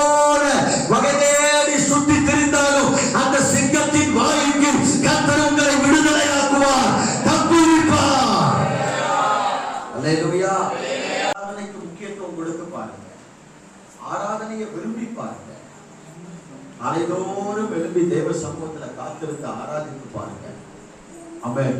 எந்த சிங்கங்களும் உங்களை தொட முடியாது, எந்த சத்துருவும் உங்களை மேற்கொள்ள முடியாது. அல்லேலூயா. அப்போ இந்த மேதியா பெர்சியா, அன்னைக்கு மேதியா பெர்சியா, இன்னைக்கு இருக்கு பேர் ஈரான். அதுக்கு அடுத்தது பாத்தீங்கன்னா ஆமென், இந்த இடுப்பு வெண்கலத்துக்கு ஒப்பாக காணப்பட்டது. இந்த இடுப்பை பாத்தீங்கன்னா அம்பரல்லா மாதிரி இருக்கும் பாருங்க. அம்பரல்லா சகோதரமாக ஒரு சுடி போடும்போது பேர் உண்டு, அம்பரல்லா சுடி. என்ன சுடி? அம்பரல்லா. அப்படியே காத்தடிச்சா அப்படியே அம்பட மாதிரி அப்படியே அம்பரல்லா அப்படின்னு வாங்கல, அம்பரல்லா மாதிரி இருக்கா? ஆமாம். சரித்திரத்திலே ஒருவனுக்கு ஒரு பெயர் உண்டு. என்ன தெரியுமா? முழு உலகத்தையும் ஒரு கொடைக்கு கீழே கொண்டு வந்த ஒரு மாவீரன். யாரு? The Great Alexander. இதுதான் அலெக்சாண்டருடைய ராஜ்யம், கிரேக்க சாம்ராஜ்யம். அலெக்சாண்டர் பிறக்கிறதுக்கு முன்னாலேயே அலெக்சாண்டர்னு ஒருத்தன் வருவான், அவன் இந்த முழு உலகத்தையும் கைப்பற்றுவான். அலெக்சாண்டர் எப்படி பிறப்பான், எப்படி மரிப்பான் என்பது வரைக்கும் வேதாகமத்திலே கரெக்டா எழுதப்பட்டிருக்கு. அல்லேலூயா. அலெக்சாண்டருடைய மரணத்தை பற்றி தானியேல் 8ஆம் அதிகாரத்திலே தெளிவா எழுதப்பட்டிருக்கு. அப்போ எவ்வளவு தெளிவா தீர்க்க தரிசனம் நிறைவேறுது பாருங்க. இந்த முழு உலகத்தையும் ஒரு கைக்குள்ளே கொண்டு வந்தவன் மகா அலெக்சாண்டர். அல்லேலூயா. இந்த அலெக்சாண்டருடைய ராஜ்யம் கிரேக்க சாம்ராஜ்யம். அன்னைக்கு இவன் ராஜ்யத்துல நல்ல கவனிங்க. ஆமென். அன்னைக்கு இந்த ராஜ்யத்துக்கு பேரு கிரேக், இன்னைக்கு கிரீஸ் ஏதென்ஸ் அப்படின்னு ஒரு நகரமா இருக்கு. அல்லேலூயா. அதுக்கு அடுத்து பாத்தீங்கன்னா கால், இரும்பு கால். என்ன காலு? சத்தமா சொல்லுங்க, இரும்பு கால். அடையாளம் அப்படின்னா ரோமர்கள், ரோம அரசாங்கத்துக்கு அடையாளம். எதுக்கு அடையாளம்? உபத்திரவப்படுத்தப்பட்டது. இந்த அப்போஸ்தலனாகிய யோவானும் கொதிக்கிற எண்ணெய் சட்டியில போடப்பட்டார். சாகலன்ன உடனே அவரை தூக்கி எடுத்து அவரை நாடு கடத்தினார்கள். அந்தமான் மாதிரி பத்மு தீவு என்கிற இடத்திற்கு நாடு கடத்தினார்கள். அல்லேலூயா. கிறிஸ்தவர்களை உபத்திரவப்படுத்தினார்கள். சபை பாழாக்கப்பட்டது. இந்த ரோம்ல இருந்த ரோம அரசாங்கத்துல இருந்தவன் தான் சவுல். அவர் என்ன பண்றாரு? சபைகளை பாழாக்குவதற்காக புறப்பட்டார். அப்படி போகிற வழியில ஒரு வெளிச்சம் சந்தித்தது. சவுல் பவுலாய் மாற்றப்பட்டார். அல்லேலூயா. இதுதான் ரோம அரசாங்கம். ஆமென். கால் ரெண்டா பிரியுது பாருங்க, ரெண்டு கால். ஆமென். ரோம் கிழக்கு ரோம் மேற்கு ரோமாக ரெண்டாய் பிரிக்கப்பட்டது. அதுக்கப்புறம் இது 10 குட்டி குட்டுகளாய் உடைக்கப்பட்டு சிதைத்து போனது. அல்லேலூயா. அதுக்கு அப்புறம் பாத்தீங்கன்னா இன்னைக்கு ரோம் என்கிற ஒரு சின்ன நாடுதான் உண்டே தவிர ரோம் ஒரு பெரிய பிரமாண்டமான வல்லரசு அல்ல. இதெல்லாம் வல்லரசா இருந்துச்சு, இப்போ வல்லரசா. அல்லேலூயா. ரோம். அதுக்கு அடுத்து பாத்தீங்கன்னா கீழே என்னது? பாதம். சத்தமா சொல்லுங்க, பாதம். இந்த பாதம் எப்படிப்பட்டது அப்படின்னா அதை மட்டும் படிக்க சிஸ்டர். இந்த பாதம் பாதி இரும்பும் பாதி களிமண்ணுமாய் இருந்தது. பாதம். அல்லேலூயா. பாதம் எப்படி இருந்துச்சா? பாதி இரும்பு பாதி களிமண். Praise God. இதுதான் பாதம். இந்த பாதத்துல பாருங்க, இதுவரைக்கும் எல்லாமே ஒரே உலோகம். தங்கம்னா ஃபுல்லா தங்கம், வெள்ளினா ஃபுல்லா சொல்லுங்க வெள்ளி. அடுத்து வெண்கலம்னா ஃபுல்லா, இரும்புனா கால் ஃபுல்லா. பாதம் வரும்போது அங்க என்ன பண்ணுது? மிக்ஸா, பாதி இரும்பு பாதி களிமண் மிக்ஸ் கூட்டாட்சி. இதுதான் மக்களாட்சி, டெமோக்ரசி. பைபிள் காலேஜ்ல கூட சில காலேஜ்ல தப்பு தப்பா சொல்லி கொடுப்பாங்க. வித்தியாசமா பிரிஞ்சு போன ராஜ்யம் அந்த ராஜ்யம், அதுல ஒரு பெரிய தெளிவு இருக்காது. ஆனா கரெக்டா பாத்தீங்கன்னா இது மிக்சடு. என்ன மிக்சடு? மேல பாத்தீங்கன்னா ஏகாதிபத்திய ராட்சி. ஒரே ராஜா, நானே ராஜா நானே மந்திரி, எல்லாம் ஏகாதிபத்தியம். அதான் ஒரே உலோகம். ஆனா பாதத்துக்கு வந்தீங்கன்னா பாதி இரும்பு பாதி களிமண், ரெண்டும் சேர்ந்து ரெண்டும் கலந்து ஒரு பாதம். அர்த்தம் மக்களும் மக்களால் தேர்ந்தெடுக்கப்பட்ட அரசியல் தலைவர்களும் சேர்ந்து ஒரு அரசாங்கத்தை, ஒரு மக்களாட்சியை ஸ்தாபிக்கிறாங்க. அதான் பாதம். அல்லேலூயா. அதான் டெமோக்ரசி. இன்னைக்கு இருக்கிற நாம் வாழ்ந்து கொண்டிருக்கிற காலம் மக்களாட்சி, கூட்டாட்சி, கூட்டாட்சி தத்துவம், டெமோக்ரசி. அல்லேலூயா. டெமோக்ரசி ஒண்ணு வரும்னா அன்னைக்கு யாருக்குமே தெரியாது.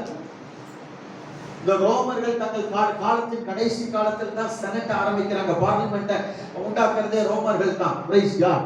கூட்டாட்சி, இந்த மக்களாட்சி அவங்க தான் இன்ட்ரோடியூஸ் பண்ணாங்க. அதுக்கப்புறம் பியூர் மக்களாட்சி. இன்னைக்கு இயேசு கிறிஸ்துவின் வருகைக்குள்ளாக உலகத்துல நிறைவேற வேண்டிய ஒரு தீர்க்க தரிசனம் என்ன தெரியுமா? உலகத்தில் இருக்கிற எல்லா நாடுகளும் மக்களாட்சியாகி மாற வேண்டும். எப்படி மாறணும்?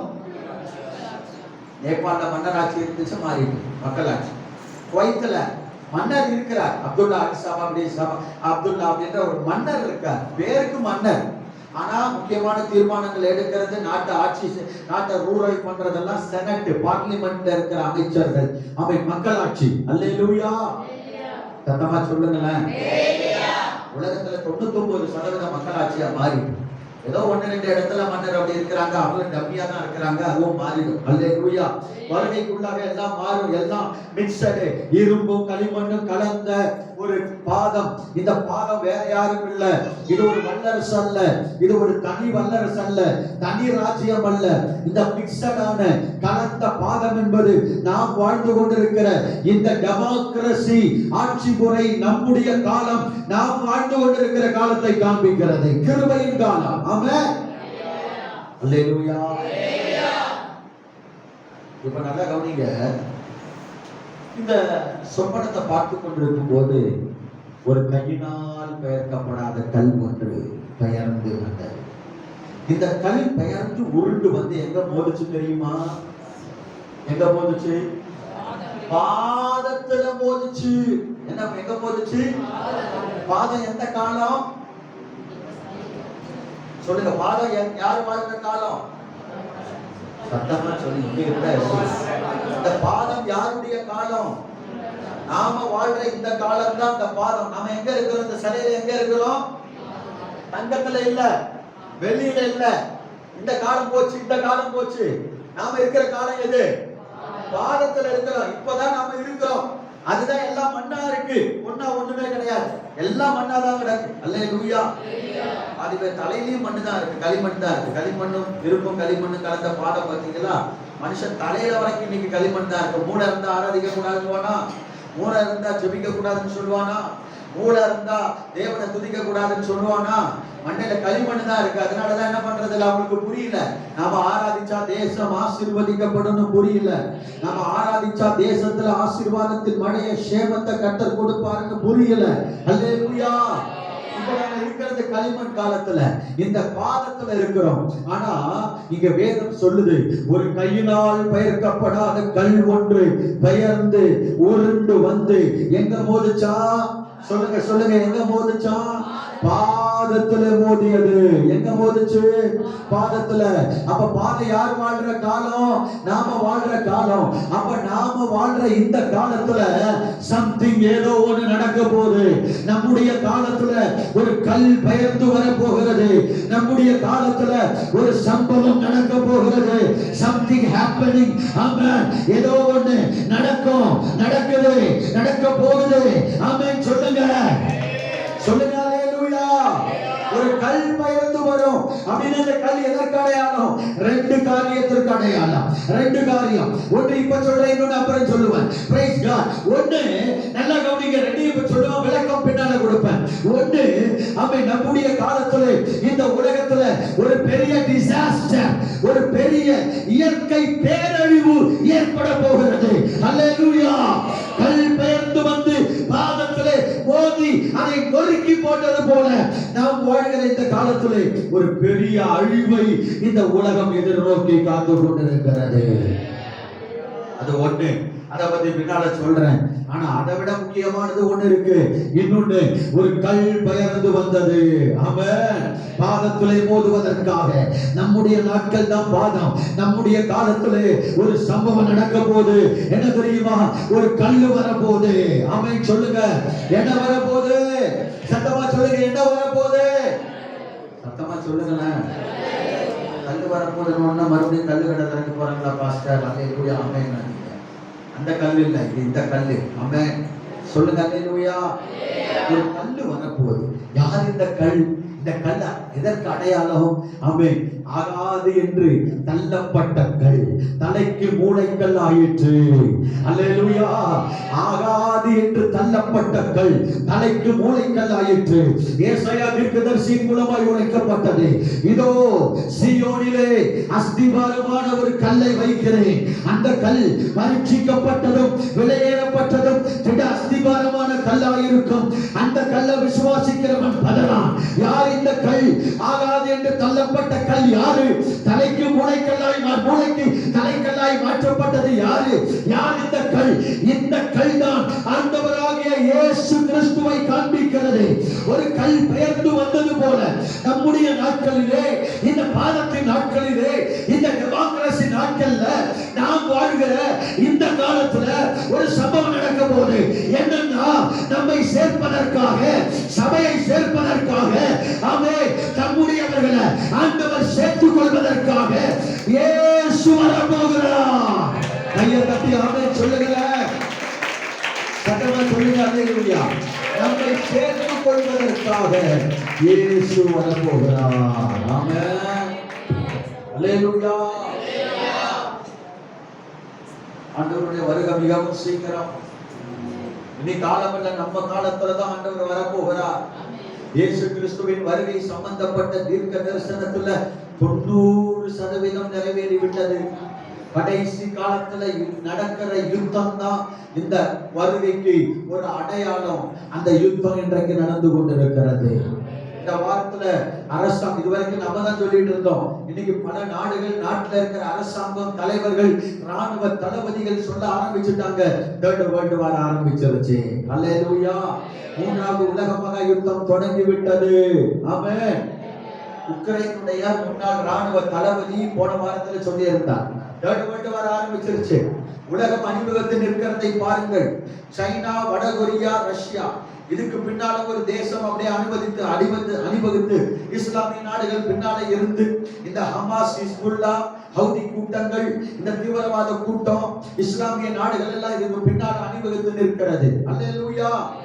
அதே போல உலகம் இன்னொரு பக்கம் பிரிந்து இருக்கிறது. இஸ்ரவேலுக்காக அமெரிக்கா, பிரான்ஸ், பிரிட்டன், இப்படிப்பட்ட நாடுகள், இது இல்லாம நேட்டோ நாடுகள், இதெல்லாம் ஒண்ணா சேர்ந்து நிக்குது. ஆமென். அல்லேலூயா. இரண்டாவது உலக யுத்தம் ஆரம்பித்து விட்டது. வருகைக்கான அடையாளங்கள் எல்லாம் நடந்து கொண்டே இருக்கிறது. அடையாளங்கள் எல்லாம், நிகழ்வுகள் எல்லாம் நடந்து கொண்டே இருக்கிறது. இனி காலம் இல்ல, இனி காலம் செல்லாது. இனி சுகமாய் வாழ்கிற காலம் அல்ல, இனி சுகபோகமாய் வாழ்வதற்குரிய காலம் இல்ல. பாருங்க, காசாவுல எத்தனை லட்சக்கணக்கான ஜனங்கள் சுகமா, சௌரியமா, நல்ல சுகபோகமா, பெரிய பெரிய மாடிகள்ல, வீடுகள்ல வாழ்ந்தவங்க இன்றைக்கு அகதிகளுடைய முகாம்ல வாழ்ந்து கொண்டிருக்கிறாங்க. வீடு இல்லாம, கார் இல்லாம, வசதி இல்லாம, இன்றைக்கு டென்ட்ல வாழ்ந்துட்டு இருக்கிறாங்க. இன்றைக்கு இந்த நிலை அவர்களுக்கு, நாளைக்கு இந்த நிலை நமக்கு வரலாம். அல்லேலூயா. சத்தமா சொல்லுங்களேன். இன்னைக்கு ஹிஸ்புல்லா கூட நடக்கிற யுத்தத்துக்கு ஒரு சீஸ்ஃபயர், ஒரு யுத்தத்தை நிறுத்தக்கூடிய ஒரு காரியம், ஒப்பந்தம் நடந்திருக்கிறது நினைக்காதீங்க. இது ஹிஸ்புல்லாவோட மட்டும்தான். அது நம்ம பெஞ்சமின் நத்தானியேல் அவர்கள் சொல்லி இருக்கிறாங்க, நாங்க இந்த ஹிஸ்புல்லாவோட போர் நிறுத்த ஒப்பந்தத்திற்கு ஒத்துக்கொண்டதற்கு 3 காரியத்தை சொல்லி இருக்கிறார். அதுல முதலாவது காரியம், ஈரானுக்கிட்ட நாங்க போக்கஸ் பண்றதுக்காக, எல்லா இடத்துலயும் போக்கஸ் பண்ணிட்டு இருந்தா ஈரானை கவனிக்க முடியாது. ஈரானை ஒழிக்கிறதுக்கு, ஈரானை டார்கெட் பண்றதுக்காக, ஈரானை போக்கஸ் பண்றதுக்காக நாங்க இந்த போர் நிறுத்த, ஹிஸ்புல்லாவோடு இருக்கிற போர் நிறுத்த ஒப்பந்தத்திற்கு ஒப்புக்கொள்ளுகிறோம் என்று சொல்லி இருக்கிறார். அப்படின்னா என்ன அர்த்தம்? ஒரு பக்கம் இந்த பக்கம் போர் நிறுத்துறாங்க, இன்னொரு பக்கம் ஈரான்ல பெருசா ஏதோ ஒண்ணு செய்ய போறாங்க. அல்லேலூயா. சத்தமா சொல்லுங்க. அல்லேலூயா. இது நிக்காது. இன்னும் பாருங்க, இந்த உக்ரைன், இந்த ரஷ்யா போர், இதெல்லாம் இன்னைக்கு முடியும் பார்த்தா கொழுந்து விட்டு எரிய ஆரம்பித்திருக்கிறது. இதெல்லாம் கடைசி காலத்திற்கு அடையாளம். இயேசு வரப்போகிறார். இந்த நிகழ்வெல்லாம் நடக்கும் போது, உலக யுத்தம் நடக்க ஆரம்பிக்கும் போது, உலகமே பற்றி எரியும் போது, தம்முடைய பிள்ளைகளை தீங்கு நாளிலே தம்முடைய கூடார மறைவிலே தப்புவிக்கும்படியாக, பாதுகாக்கும்படியாக, பிதாவே விக்கினங்கள் கடந்து போக மாட்டோம், நீ ஒளிந்திரு என்று சொன்னது போல மத்திய ஆகாயத்தில் நம்மை கொண்டு போய் ஒளித்து வைக்கும்படியாக கூடார மறைவில் நம்மை வைத்து காப்பாற்றுவதற்காக இயேசு நம்மை கூட்டி செல்ல, மணவாட்டி சபையை அழைத்து செல்ல, தம்முடையவர்களை கூட்டிக் கொண்டு போக இயேசு வரப்போகிறார்.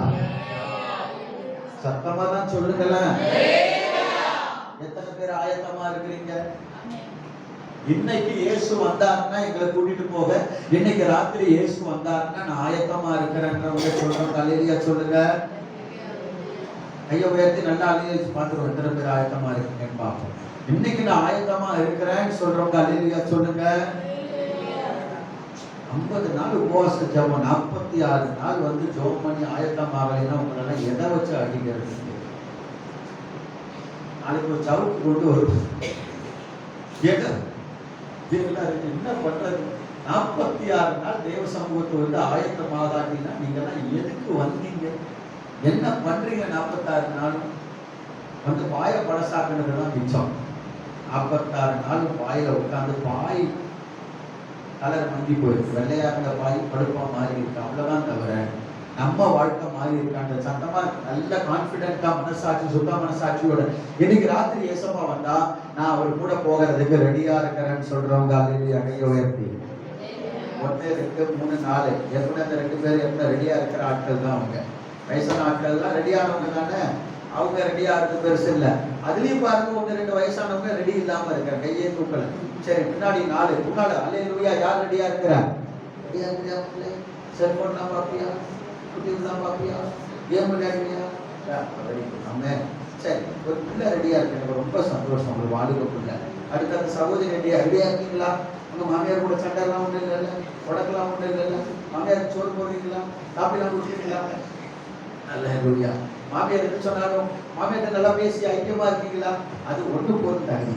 சிஸ்டர்ஸ் பக்கத்துல ஆமென். அந்த சகோதரி தகுதியா இருக்காங்க. 4 1 5 6 பேர். வேற யாரு? ஆமென். வேற யாரு? இந்த சகோதரி ஒருத்தவங்க 7 பேர்.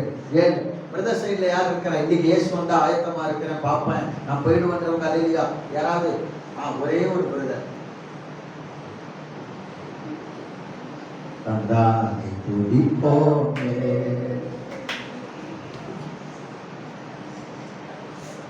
இங்கே இருந்தே ஜெபிப்போமே, மேல போக மாட்டோமே. பிரதர் என்ன என்ன ஐயா தம்பி உட்காந்து அந்தி கிறிஸ்துவ பார்க்க போறீங்களா? நாளைக்கு அந்தி கிறிஸ்துவெல்லாம் பார்க்கலாம். சரியா? நாளைக்கு பார்ப்போம். உட்காந்து பார்க்காது. ரெடி ஆயிரணும், ஆயத்தம் ஆயிரணும். ஆமென். அல்லேலூயா. கண்ணு கட்டமே ஒரு நம்பிக்கை. என்ன ரொம்ப சீக்கிரங்க இந்த உலகத்துல போராடுறதுக்கெல்லாம் நேரம் இல்லை. கசப்புலாம் வச்சுக்காதீங்க. மன்னிச்ச பேரை சொல்லி சொல்லி மன்னிச்சு ஜோங்க, ஒப்புரவாங்க. சரி, சொன்ன மாதிரி யாரிடத்திலேயாவது அநியாயமாய் வாங்கியிருந்தால் திரும்ப தருகிறேன் ஆண்டவரே, திருப்பி கொடுக்க வேண்டியதை கொடுத்துருங்க. அடுத்தவங்களுடைய எதுவும் நமக்கு வேண்டாம், தூக்கி எரிஞ்சிருங்க. ஆண்டவரை தேடுங்க, ஆண்டவரோட ஒப்புரவாகுங்க. உலகத்தை வெறுத்துருங்க. உலகம் நமக்கு நிரந்தரம் கிடையாது. இந்த உலகத்தெல்லாம் விட்டுட்டு தான் போக போறோம். அல்லேலூயா. சத்தமா சொல்லுங்க அல்லேலூயா. ஒரு சென்ட் இடத்துக்காக போராடிட்டு இருந்தீங்கன்னா வெக்காலம் துணிக்கும் போது பார்ப்பீங்கன்னா 1 சென்ட் காலை பிடிச்சி இழுக்கும். அந்த 1 சென்ட் இடம் காலை பிடிச்சி என்ன பண்றோம்? தங்கி இழுத்து சென்ட்டுக்குள்ளே போட்டோம். 1 சென்ட் இது என்னை விட்டுட்டு எங்க போற மக்கா, வா நீ நான் இங்கே இருப்போம் வா அப்படின்னு இழுத்துரும். அல்லேலூயா. Praise God. ஒரு செயினையோ ஒரு தங்கத்தையோ உங்களால உண்மையிலே வெறுக்க முடியல, இருதயத்தின் ஆழத்துல வெறுக்க முடியலன்னா இன்னைக்கு இந்த செயினை நீங்க நல்லா சுமந்துக்கிட்டு அப்படியே நல்லா அழகா போயிட்டு இருப்பீங்க. ஆனா கத்தோட வரையில நீங்க பறந்து போட அந்த செயின் ஒரு 10 டன் வெயிட் மாதிரி ஆயிடும். அந்த செயினே உங்களை பிடிச்சிக்கல. அல்லேலூயா. செயின் 5 பவுண்ட்ல இருந்தா 10 பவுண்ட்ல இருந்தா சுமந்துட்டு இருக்கலாம். அதே 100 கிலோவா இருந்தா செயின், 100 கிலோ செயின் இருந்தா எப்படி சுமந்துட்டு போக முடியுமா? 100 கிலோ செயினை தூக்கிட்டு அப்படி போக முடியுமா? போக முடியுமா? கர்த்தருடைய வருகையில செயின் அவ்வளவு அப்படி ஆயிடும், 100 கிலோ மாதிரி ஆயிடும். மேல போக போக நம்ம லேசா ஆயிடும். உலகத்துக்குரியதெல்லாம் வெயிட் ஆயிடும். அப்ப முடிச்சு கீழே இழுத்துரும். பாவம் உள்ள இருந்தா கீழே இழுத்துரும்.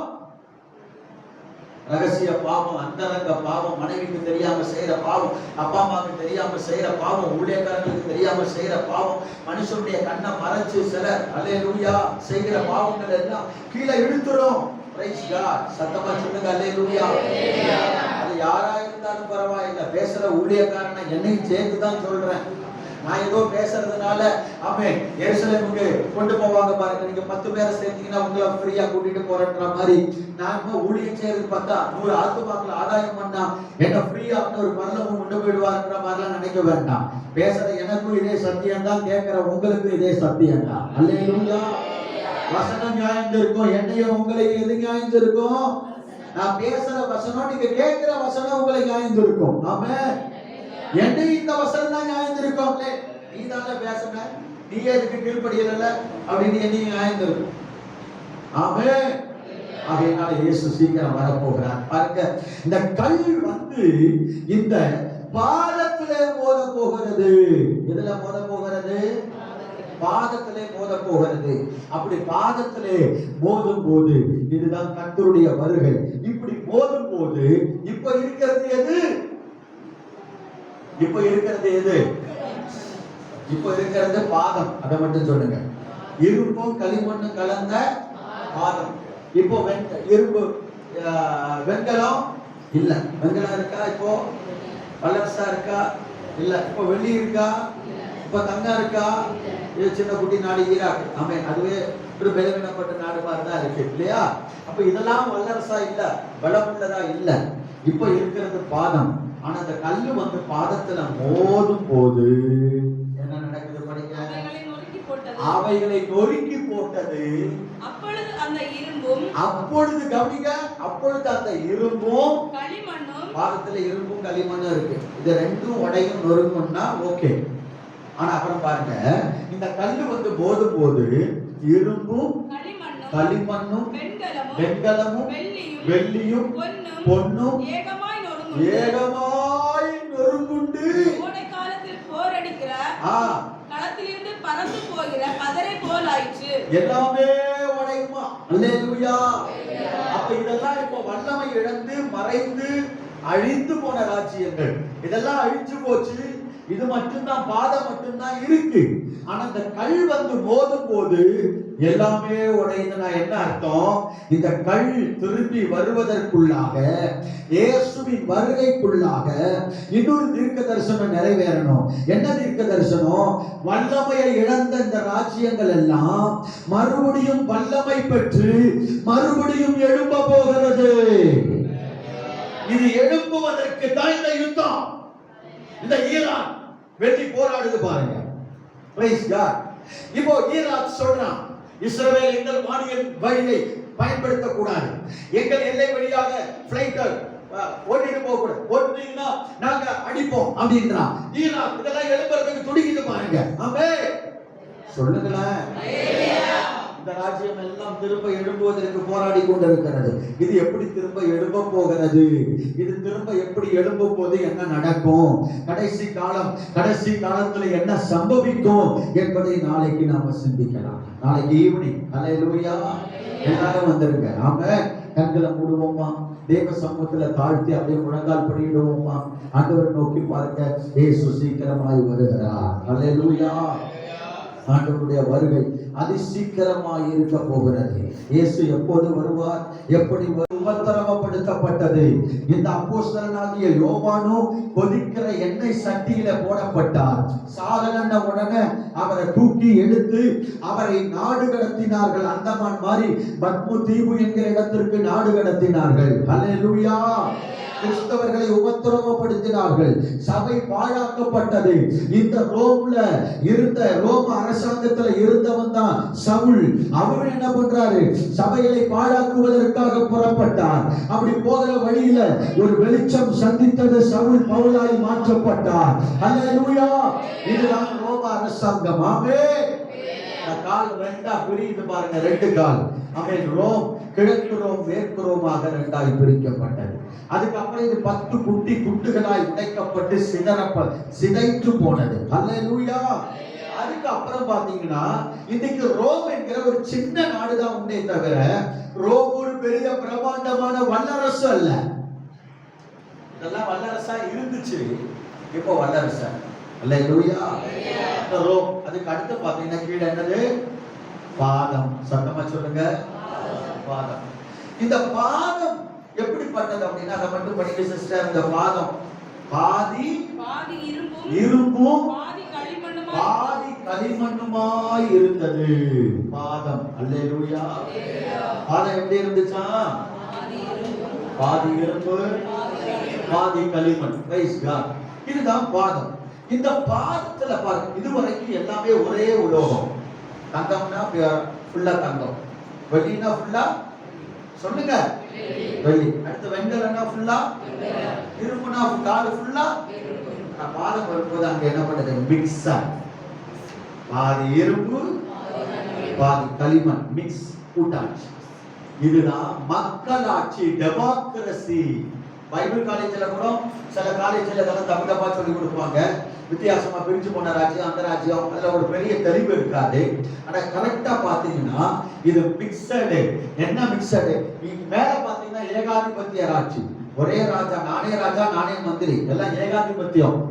அதான் ஒரே உலோகம். ஆனா பாடத்துக்கு வந்தீங்கன்னா பாதி இரும்பு பாதி களிமண், ரெண்டும் சேர்ந்து ரெண்டும் கலந்து ஒரு பாதம். அர்த்தம், மக்களும் மக்களால் தேர்ந்தெடுக்கப்பட்ட அரசியல் தலைவர்களும் சேர்ந்து ஒரு அரசாங்கத்தை, ஒரு மக்களாட்சியை ஸ்தாபிக்கிறாங்க.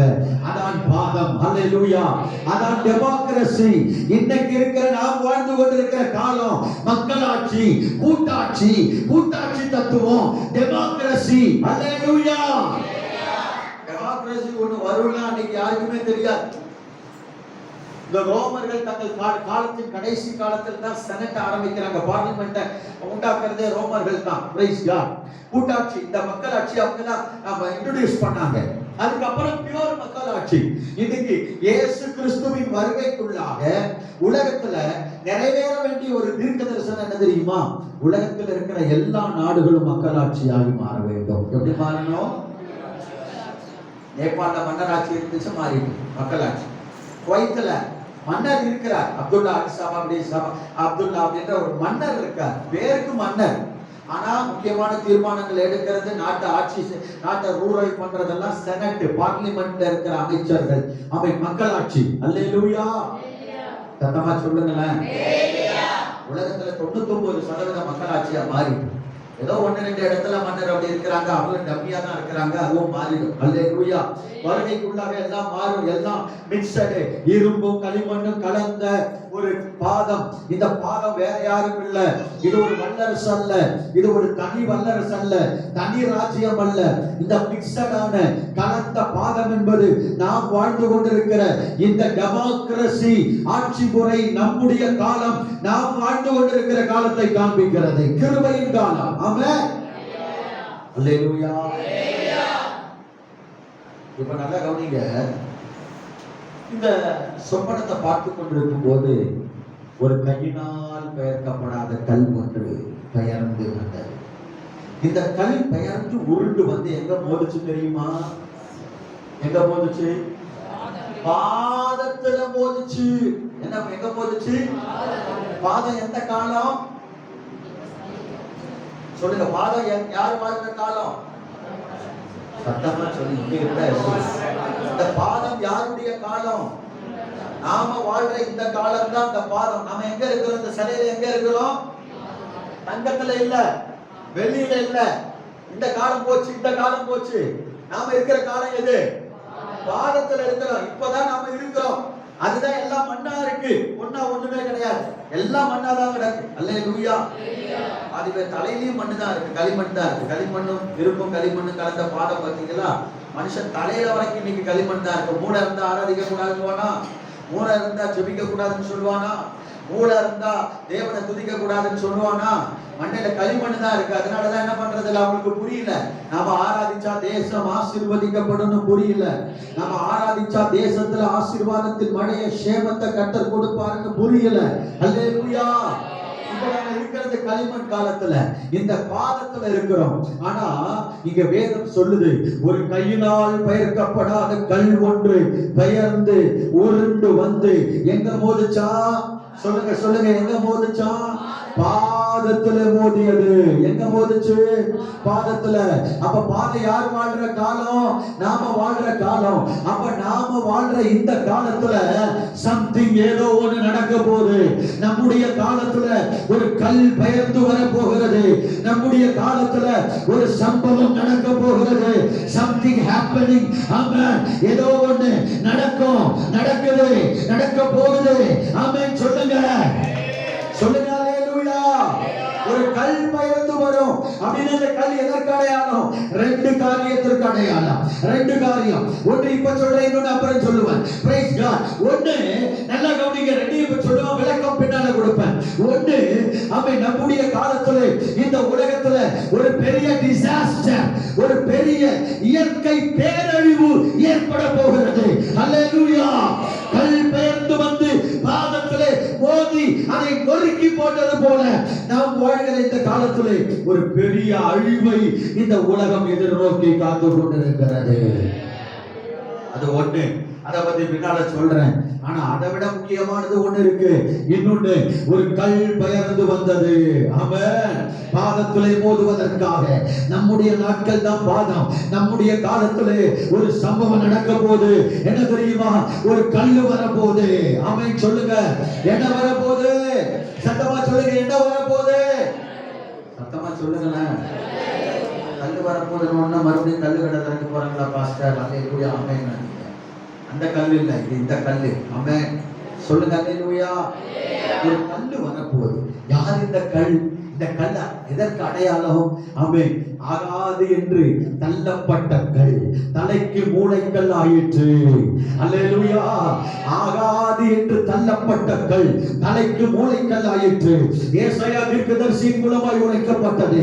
இதோ சீயோனிலே அஸ்திபாரமான ஒரு கல்லை வைக்கிறேன். அந்த கல் பரீட்சிக்கப்பட்டதும் விலையேறப்பட்டதும் திட அஸ்திபாரமான கல்லாயிருக்கும். அந்த கல்லை விசுவாசிக்கிறவன் பதறான். யார் இந்த கல்? ஆகாது என்று தள்ளப்பட்ட கல் யாரு? தலைக்கு மூளைக்கல்லாய், மூளைக்கு தலைக்கல்லாய் மாற்றப்பட்டது யாரு? யார் இந்த கல்? இந்த கல் தான் ஆண்டவராகிய இயேசு கிறிஸ்துவை காண்பிக்கிறது. ஒரு கல் பெயர்ந்து வந்தது போல நம்முடைய நாட்களிலே, இந்த பாதத்தின் நாட்களிலே, இந்த டெமோக்ரசி நாட்கள்ல நாம் வாழ்கிற இந்த காலத்துல ஒரு சம்பவம் நடக்க போகுது. என்னன்னா, நம்மை சேர்ப்பதற்காக, சபையை சேர்ப்பதற்காக, ஆமென், தம்முடையவர்களை ஆண்டவர் சேர்த்துக் கொள்வதற்காக இயேசு வரப்போகிறார். கையை தட்டி ஆமென் சொல்லுங்களேன். சத்தமா சொல்லுங்க. அல்லேலூயா. நம்மை சேர்த்துக் கொள்வதற்காக இயேசு வரப்போகிறார். ஆமென். அல்லேலூயா. ஆண்டவருடைய வருகை மிகவும் சீக்கிரம். இனி காலமல்ல, நம்ம காலத்துல தான் ஆண்டவர் வரப்போகிறார். இயேசு கிறிஸ்துவின் வருகை சம்பந்தப்பட்ட தீர்க்க தரிசனத்துல 90% நிறைவேறிவிட்டது. கடைசி காலத்துல நடக்கிற யுத்தம் தான் இந்த வருகைக்கு ஒரு அடையாளம். அந்த யுத்தம் இன்றைக்கு நடந்து கொண்டிருக்கிறது. இந்த வாரத்துல அரசாங்கம், இதுவரைக்கும் நம்ம தான் சொல்லிட்டு இருந்தோம். இன்னைக்கு பல நாடுகள், நாட்டில் இருக்கிற அரசாங்கம், தலைவர்கள், ராணுவ தளபதிகள் சொல்ல ஆரம்பிச்சுட்டாங்க. தேர்ட் வேர்ல்டு வார் ஆரம்பிச்சிருச்சு. அல்லேலூயா. மூன்றாவது உலக மகா யுத்தம் தொடங்கி விட்டது. ஆமென். உக்ரைனுடைய முன்னாள் ராணுவ தளபதி போன வாரத்துல சொல்லி இருந்தார், தேர்ட் வேர்ல்டு வார் ஆரம்பிச்சிருச்சு. உலகம் அணிவகுத்து நிற்கிறதை பாருங்கள். சைனா, வடகொரியா, ரஷ்யா, இதுக்கு பின்னால ஒரு தேசம் அப்படியே அணிவகுத்து இஸ்லாமிய நாடுகள் பின்னால இருந்து இந்த ஹமாஸ், ஹிஸ்புல்லா, ஹவுதி கூட்டங்கள், இந்த தீவிரவாத கூட்டம், இஸ்லாமிய நாடுகள் எல்லாம் இதுக்கு பின்னால அணிவகுத்து நிற்கிறது. அல்லேலூயா. அதே போல உலகம் இன்னொரு பக்கம் பிரிந்திருக்கிறது. இஸ்ரவேலுக்காக அமெரிக்கா, பிரான்ஸ், பிரிட்டன், இப்படிப்பட்ட நாடுகள், இது இல்லாம நேட்டோ நாடுகள், இதெல்லாம் ஒண்ணா சேர்ந்து நிக்குது. ஆமென். அல்லேலூயா. உலகம் இரண்டாவது உலக யுத்தம் ஆரம்பித்து விட்டது.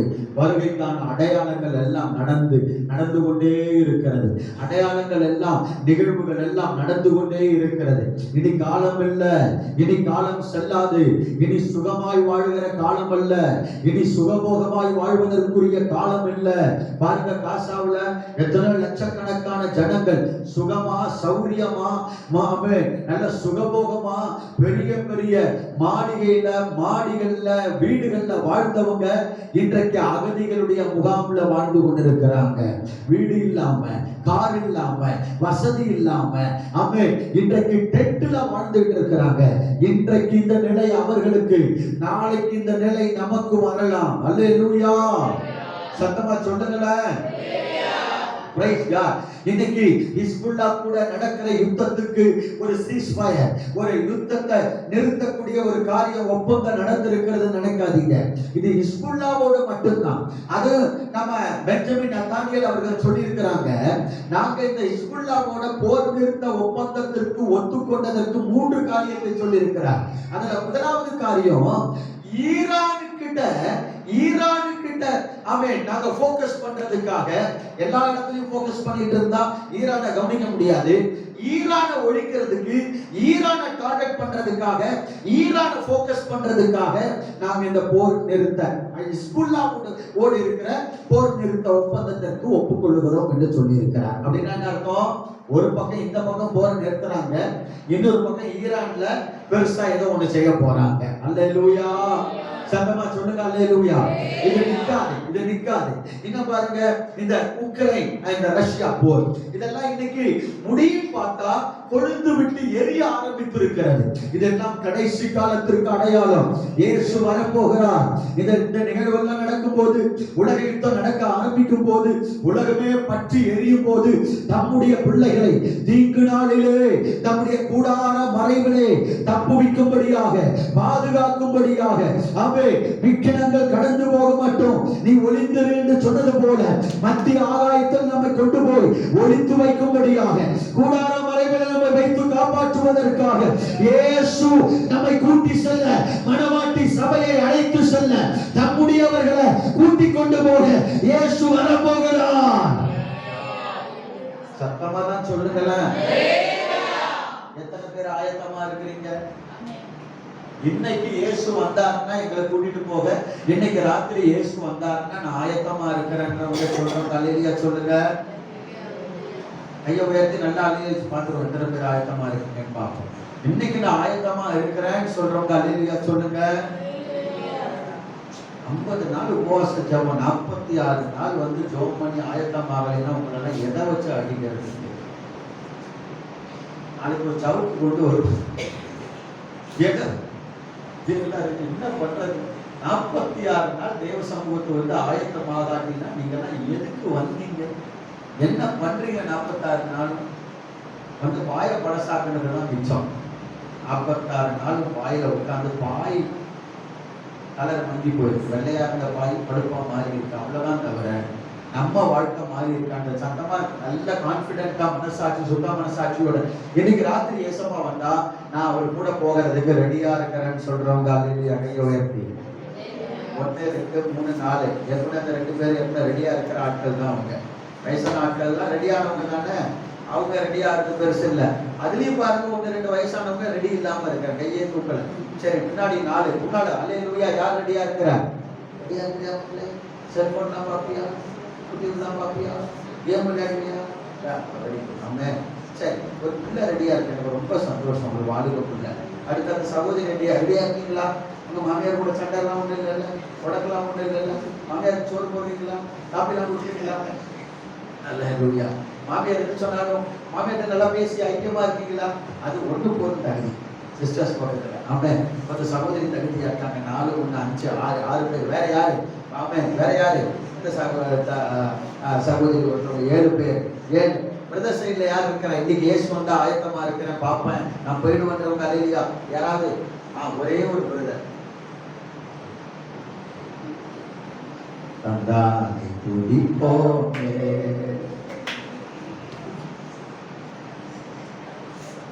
இங்கே இருந்தே ஜெபிப்போமே, மேல போக மாட்டோமே. பிரதர் என்ன என்ன ஐயா தம்பி உட்காந்து அந்தி கிறிஸ்துவ பார்க்க போறீங்களா? நாளைக்கு அந்தி கிறிஸ்துவெல்லாம் பார்க்கலாம். சரியா? நாளைக்கு பார்ப்போம். உட்காந்து பார்க்காது.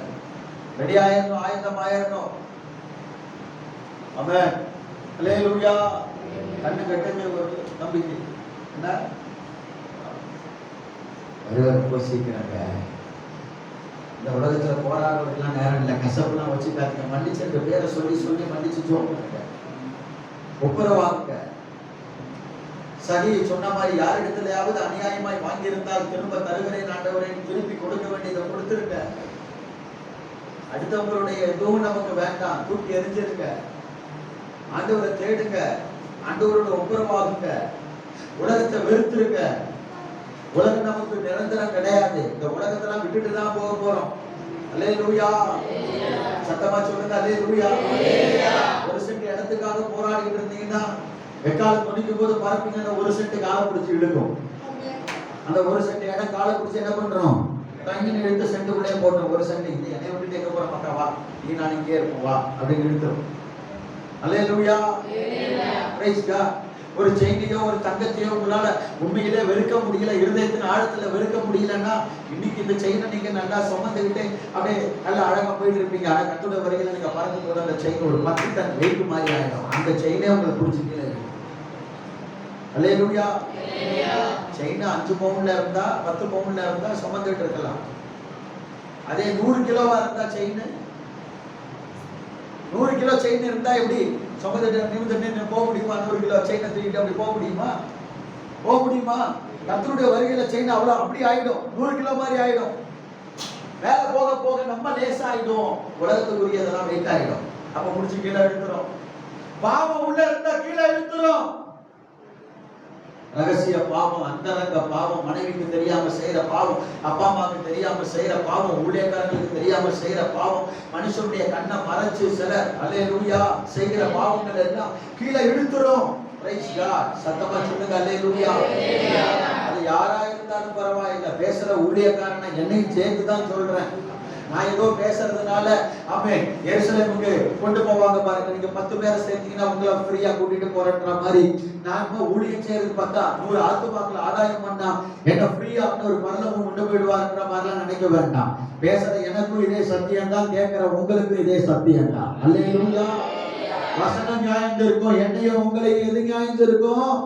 நான் பேசுற வசனம் நீங்க கேட்கிற வசனம் உங்களை நியாயந்திருக்கும். ஆமென். என்னை இந்த வசனம் தான் நியாயந்திருக்கும். நீ தானே பேசுன, நீ எதுக்கு கீழ்ப்படியல அப்படின்னு என்னையும் நியாயந்திருக்கும். ஆமென். ஆகையினால இயேசு சீக்கிரம் வரப்போகிறார். பாருங்க, இந்த கல் வந்து இந்த பாதத்திலே மோத போகிறது. எதுல மோத போகிறது? பாதத்திலே மோத போகிறது.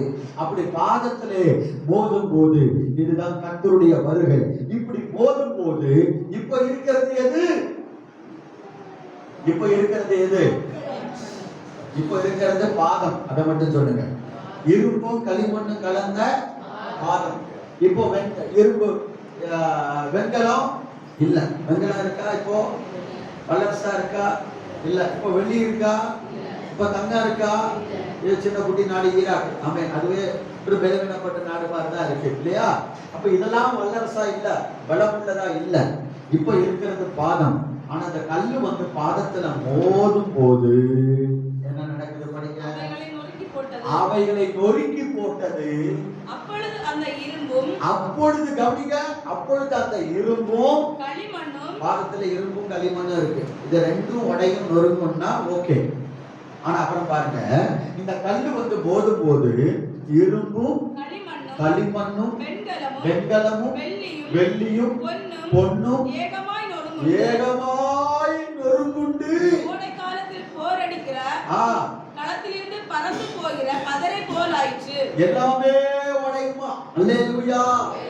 அப்ப இதெல்லாம் இப்ப வல்லமை இழந்து மறைந்து அழிந்து போன ராஜ்யங்கள் இதெல்லாம் அழிஞ்சு போச்சு. இது மட்டும்தான், பாதை மட்டும்தான் இருக்கு. ஆனா இந்த கல் வந்து மோதும் போது எல்லாமே உடையுதுன்னா என்ன அர்த்தம்? இந்த கல் திரும்பி வருவதற்குள்ளாக, இயேசுவின் வருகைக்குள்ளாக இன்னொரு தீர்க்க தரிசனம் நிறைவேறணும். என்ன தீர்க்க தரிசனம்? வல்லமையை இழந்த இந்த ராஜ்யங்கள் எல்லாம் மறுபடியும் வல்லமை பெற்று மறுபடியும் எழும்ப போகிறது. இது எழும்புவதற்கு தான் இந்த யுத்தம். இந்த ஈரான் வெற்றி போராடுது பாருங்க. Praise God. இப்போ ஈரான் சொல்றான், இஸ்ரவேல் எங்கள் வானியல் வழியை பயன்படுத்த கூடாது, எங்கள் எல்லை வழியாக பிளைட்டர் ஓட்டிட்டு போக கூடாது, ஓட்டுனீங்கன்னா நாங்க அடிப்போம் அப்படின்றான். ஈரான் இதெல்லாம் எழுப்புறதுக்கு துடிக்குது பாருங்க. ஆமென் சொல்லுங்களேன். இந்த ராஜ்யம் எல்லாம் திரும்ப எழும்புவதற்கு போராடி கொண்டிருக்கிறது. இது எப்படி திரும்ப எழும்ப போகிறது? இது திரும்ப எப்படி எழும்பும் போது என்ன நடக்கும்? கடைசி காலத்துல என்ன சம்பவிக்கும் என்பதை நாளைக்கு நாம சிந்திக்கலாம். நாளைக்கு ஈவினிங் ஹல்லேலூயா எல்லாரும் வந்துருங்க. ஆமென். கண்களை மூடுவோமா, தேவ சமூகத்துல தாழ்த்தி அப்படியே முழங்கால் படியிடுவோமா. ஆண்டவரை நோக்கி பார்க்க, இயேசு சீக்கிரமாய் வருகிறார். ஹல்லேலூயா. ஆண்டவருடைய வருகை அதி சீக்கிரமாய் இருக்க போகிறது. இயேசு எப்போது வருவார், எப்படி